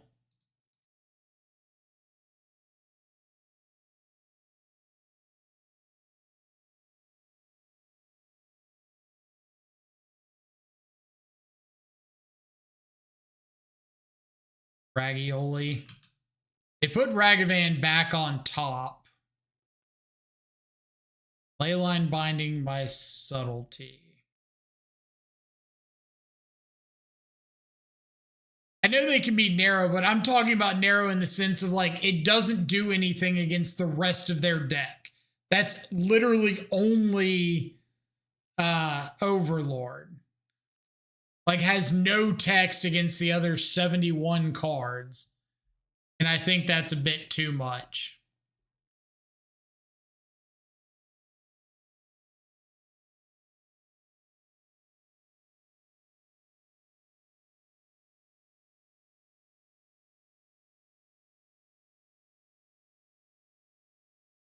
Counter a new creature. A null is only only a artifact or enchantment.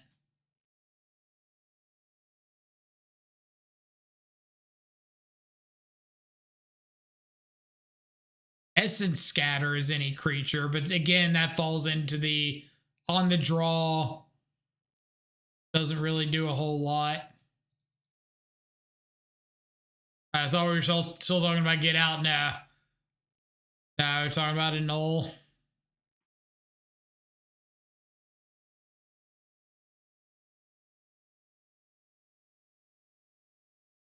Can't really attack with this Tameo at the moment.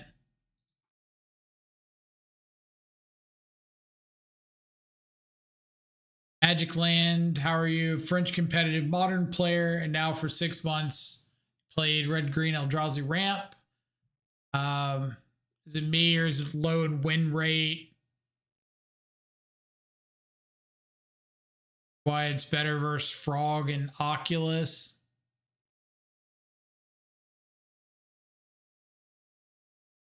Okay, so you're not sure if you want to play Eldrazi, Frog, or Oculus. Bit of a tough one to answer. So I think that like the big draw to Eldrazi is it gives you a lot of free wins. Like you just have a lot of games where you get to attack or just cast your stuff and that wins you games, right? The reason the win rate has fallen off is because you've got a lot of like unfair non-creature decks that are really preying on Boros at the moment. And Eldrazi does not do particularly well into those matchups. It's still like okay, but it's not as good as it has been. That's a big part of it. I think that between Oculus and Frog, like Frog Tide, there's not a huge difference between the two at the moment. So I think just like playing whichever one you're comfortable with is fine.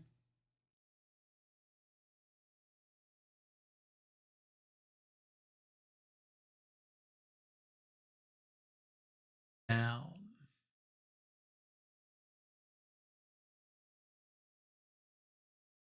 I don't think I'm going to flip Tamio at the moment. I think I'm just going to hold up Counterspell Consign. Wait till next turn.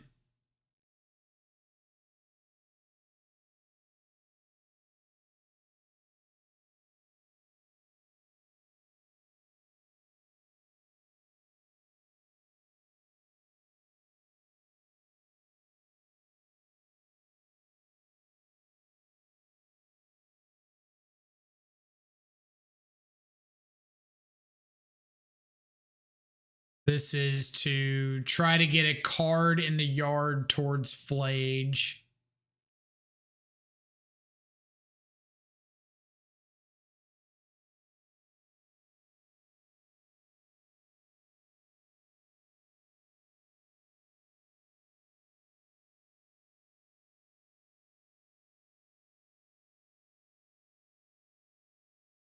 Right. Let's think about this before I just go firing off anything. They have one card in hand. They can't currently cast Flage.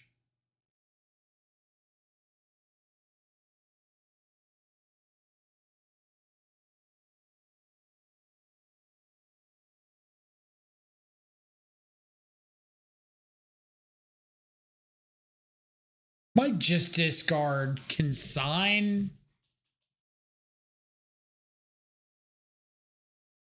I think Consign and Dress Down are doing like functionally the same thing right now. But Consign gives, or Dress Down gives me the redraw.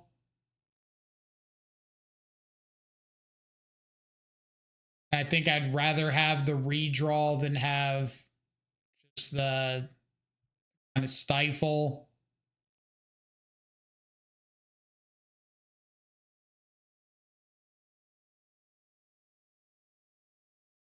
Plus, I can Dress Down to take away haste from something with Arena.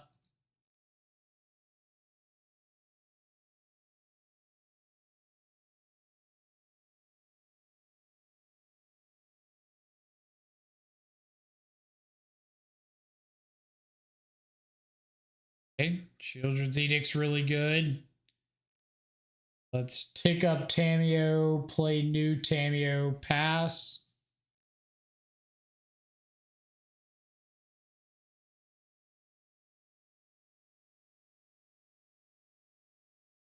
Kind of feels like one of their last cards is a lightning bolt. Fair enough. Like I mentioned, decks that are beating up on Boros, slowing things down a little bit, and that's where Tamio like really shines. I say all that just to run into Boros here. So at last seen 1 day ago, Boros Energy.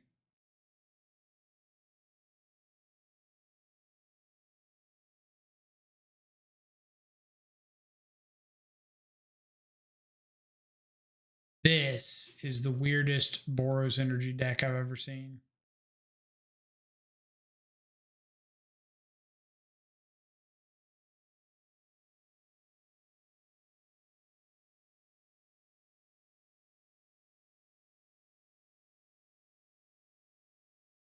Part of me wants to just fire off one of these preordains. Jake coming in with 5 gifted as well. Thank you so much. Greatly appreciate it. Welcome Lindy Zabak, Insexix, Courageous Squid, and Dr. Ligma to the subscribers. Thank you again. Welcome. All right. Okay. That was kind of dope. I don't know if you saw him play the 2 lands, but they had like the matching eyeball patterns. So it looked like it was actually a face there. Um, we'll see if. Well, I guess we'll get to see it when they untap. But that was sick. That was super, super sick.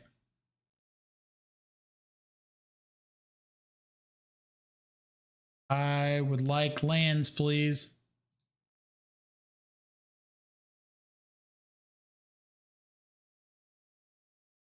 Like, look at that. Look at that. They're matching going down to like the bridge of the nose. That's dope. Or splashing blue. Please no.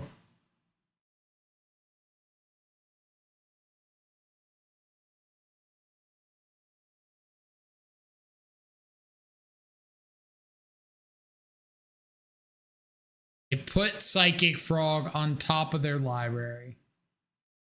So we're going to hope that we can hit a land and Kaito resolves. Jake also coming in with 100 bits. Thank you, thank you. Greatly, greatly appreciate it. Means so much.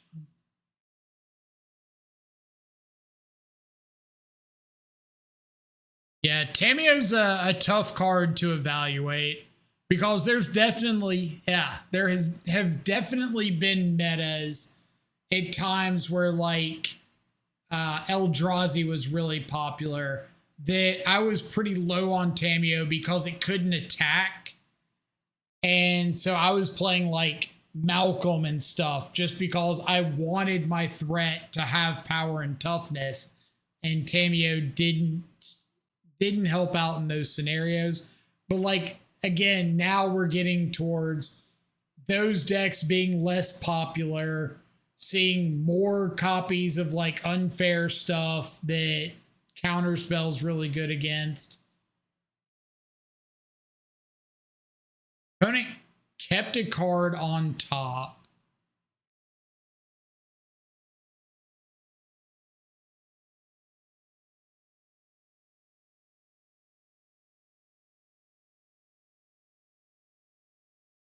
I don't really know what they would keep on top here. Maybe just a counter spell. Maybe they're like twins secretly. Nope. Another card on top.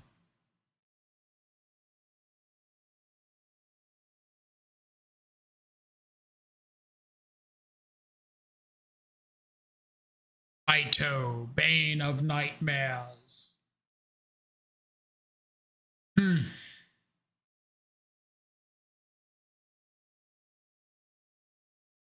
It's like a 0 chance this Shieldred's Edict resolves, right?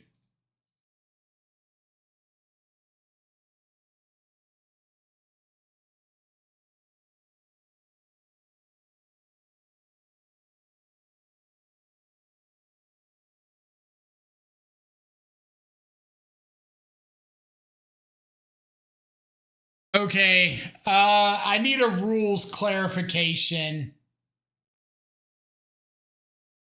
During their turn, is Kaito still a planeswalker? Or is he just a creature? Because it looks like he's just a creature. It's only a creature, and we're 100% sure about that.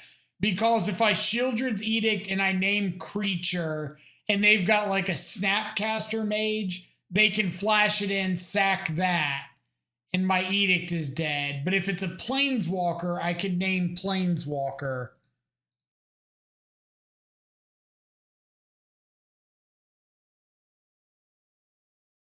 But I feel like they probably just have a counter spell. Yeah.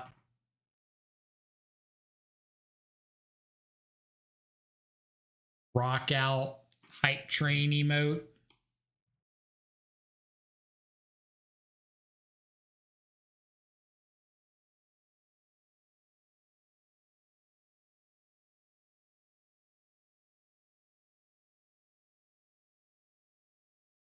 This is a 4/5. If I play Kaito, tick it up, their Kaito grows to a 5/6 with an emblem. I don't think I have any outs to that. So I think I have to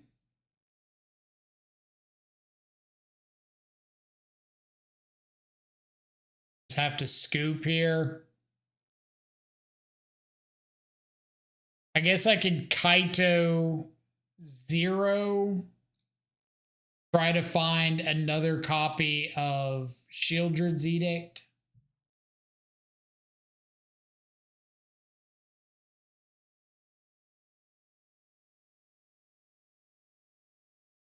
To double check, tick it up to 5.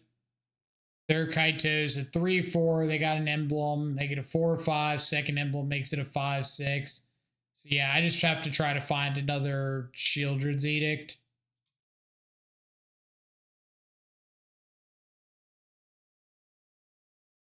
They can't surveil and draw if they kill Kaito.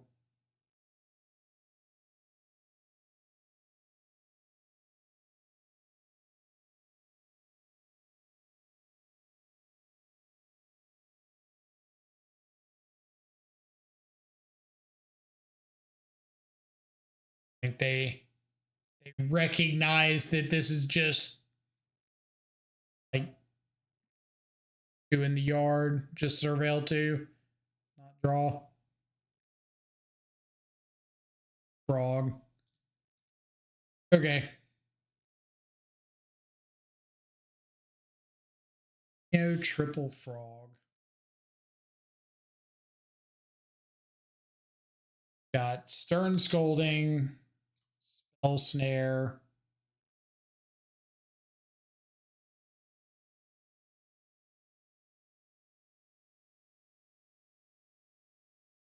Subtlety's great. Harbinger's surprisingly good in these matchups. I can dress down so Kaito loses hexproof. Dust is really solid in these go long matchups.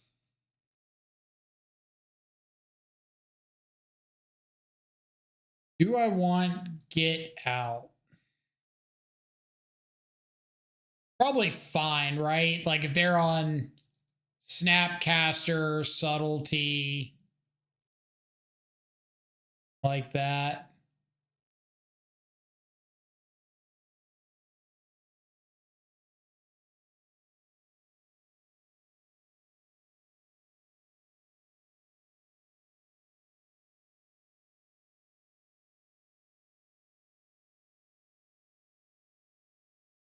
This is always a question I ask myself in these sort of mirror matches is like, do I want to just cut all of my thought seizes?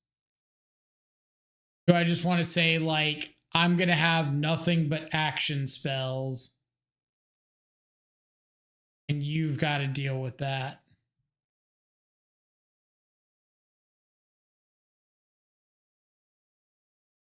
It's definitely worse. It's stopping something like a Kaito in hand.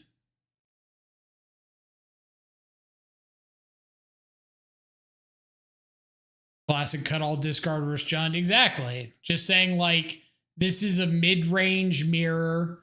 We're both likely to go to top deck mode. So do I just want to have like an extra piece of action in top deck mode instead of a thought seize?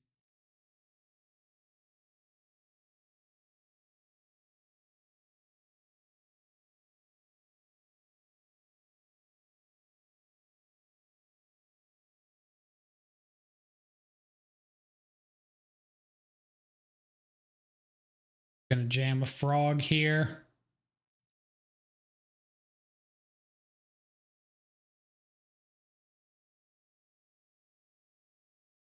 Don't want to auto yield in case it's like bolt or something, but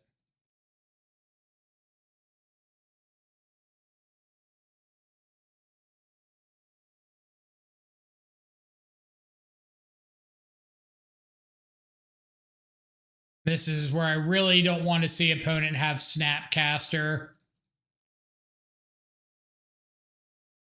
They just get to like tempo, snap push.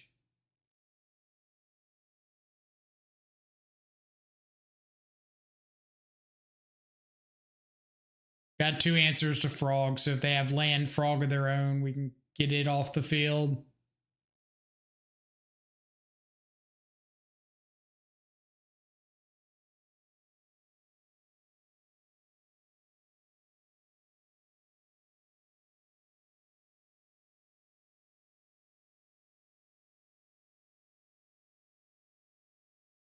Well, air.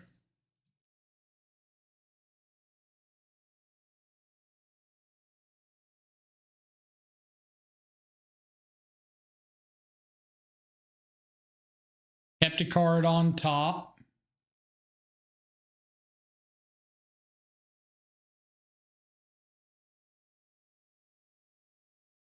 Who do we think is going to top deck better?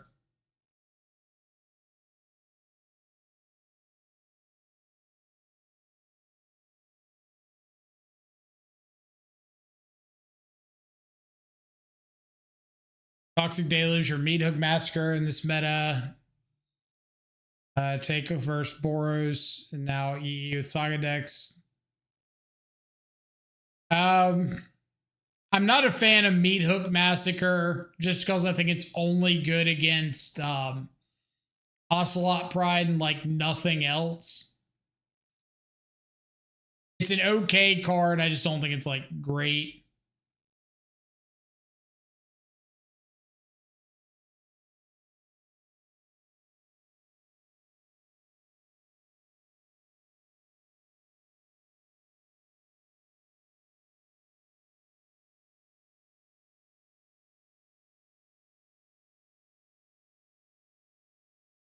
Toxic Deluge is a little bit better.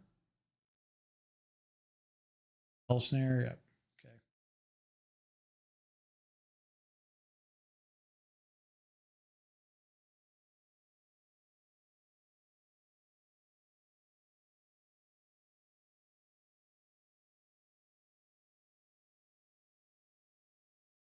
How am I gonna do this?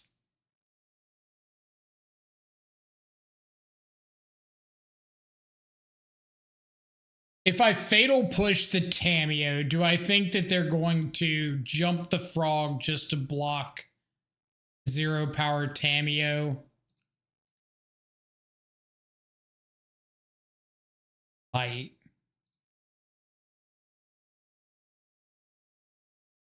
I mean, if I don't fatal push the Tameo, then I think this is just like auto free block with Tameo on Tameo. There's no reason not to.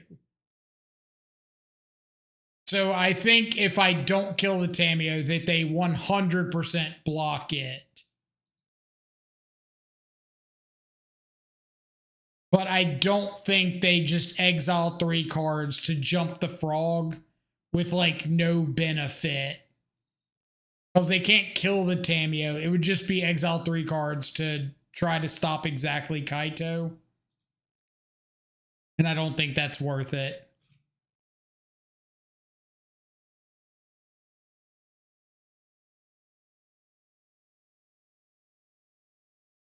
Opponent put a card on top.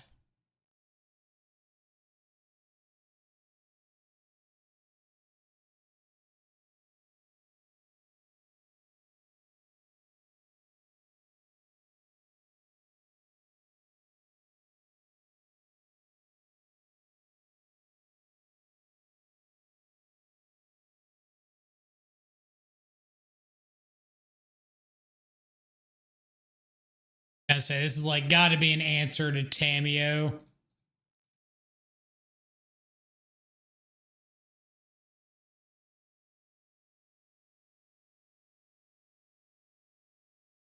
Kill off the Frog before they can draw a counter spell.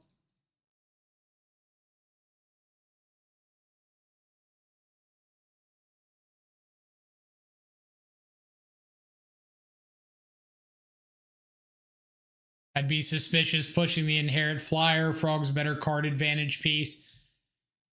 It is, but I just don't think you can, like, I don't think you can throw away resources without having a pretty confident guess that something specific is going on, like Kaito getting ninjutsu'd. Because, like, what if I don't have the Kaito and you just exile 3 cards for, like, no reason whatsoever?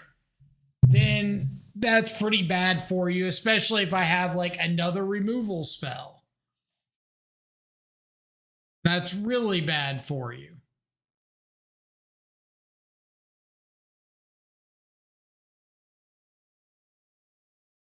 I think it's just like a big ask to have.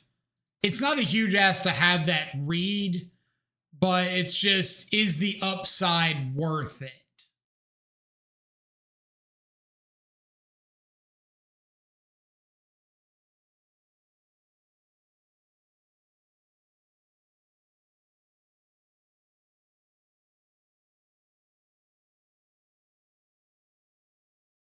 I guess in that spot, it's more of, is the downside worth it?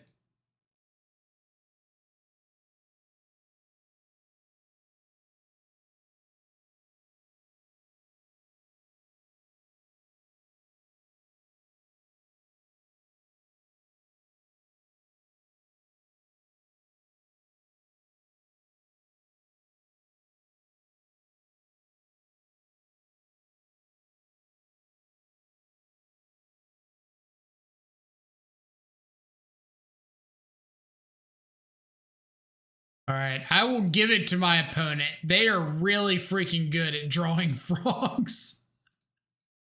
I need you to chill out just a little bit on these frogs. 3 game 1, multiple here game 3.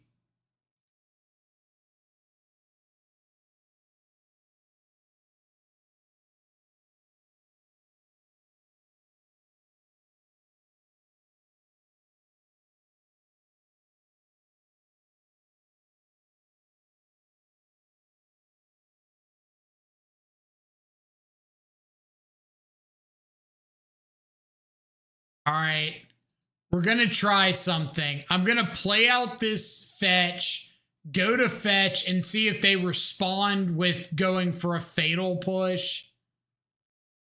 They did not, so I feel like it's probably pretty free to just draw.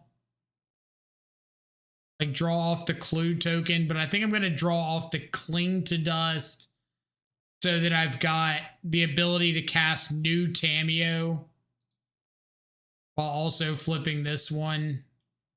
Kind of like keep cards rolling. Stern Scolding for this. Nope.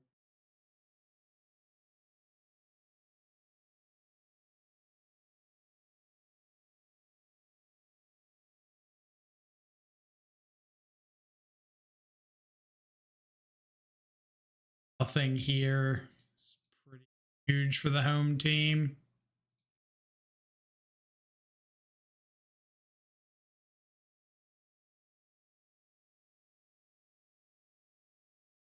Got a subtlety. I'll go for a counter spell.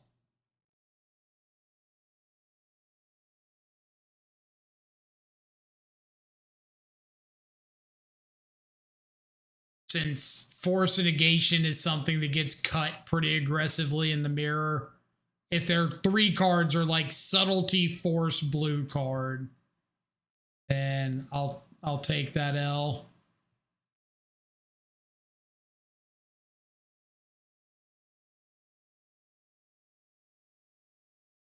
Sorry, earlier, what did you say you're playing against Eldrazi instead of Tameo to have power and toughness? I was playing Malcolm Alluring Scoundrel for a minute. So this gentleman over here, because you get to attack and loot. Let's pay out the believers. You get to attack and loot which is similar-ish to drawing the extra card off of Tamiyo, just kind of filtering your hand a little bit. But then it's a 2-power flash flying attacker, so it's got evasion. It's got a source of built-in like hand improving, even if it's not card advantage unless you hit them 4 times. But it does actually kill your opponent eventually through combat damage. Nice. And it's really good if you're holding up counterspell and don't do anything. Okay, so back-to-back trophies is pretty dope with Dimir. Got to do Yuta some service here. What did we think of the list overall? Side as well.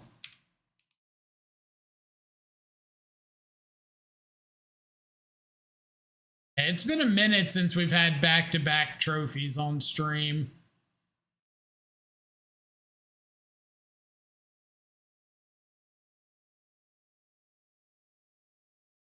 All right, what do we think of the list?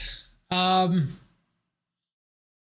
mean, obviously there was a lot of overlap between the two decks, like Tamiyo counters, or Tamiyo Frog, Kaito Subtlety, just Riddler versus Murktide, and a couple extra hand disruption spells versus some extra force negations, like the primary difference. The sideboard, somebody had mentioned it either in Discord or somewhere that the sideboard really felt like it was a Pro Tour testing sideboard. It was like, let me try out a bunch of cards and see what really functions in Dimir instead of really trying to nail down like a specific 75. And I really agreed with that sentiment after having played the list. A lot of the sideboard cards feel like they're a little bit underwhelming to try to see if they have potential instead of playing 15 like haymaker sideboard cards. Like Damping Sphere, I think, is a little iffy. Cut Down, I think, is a pretty weak removal spell for the sideboard in general. Dress Down is cool, but I don't think overall it's as impactful as like Engineered Explosives. Stern Scolding versus Spell Snare kind of felt like seeing which one of these you're bringing in more often. So I definitely agree with that idea or that theory that that's where a lot of the sideboard choices came from. I would like to see more 2, 3 ofs, stronger cards in the sideboard. Shieldred's Edict. I still think Shieldred's Edict is worse than Strategic Betrayal. I think it's better against exactly Quantum Riddler with Ephemerate, but I think it's worse against like Flage. I think it's worse against mainly Flage. I think it's worse as a versatile interactive piece. But if you get to Shieldred's Edict to Kaito as a Planeswalker, that's kind of dope, and Strategic Betrayal can't do that. But I don't think there's a lot of Kaito mirrors running around. Dreams of Steel and Oil was really good. I've played that card out of the sideboard a couple times now and been fairly impressed every time I've brought it in. I don't know if it's necessarily main deckable, but at the same time, if 2 of the top like 3 decks in the format are Flage decks, then it's got a lot of usefulness there. So I don't know. I like it. I think that if you're looking for just a traditional kind of flash speed option for Dimir, that this is probably right up your alley. I think the Quantum Riddler list is a little more tap out because you've got all those free interactive pieces on your opponent's side. But I think this is a good traditional Dimir Frogtide list. Like I said, I'd like to narrow down some of the sideboard choices, but at the end of the day, like results are results, right? If we trophy with it, it's got to be doing something right.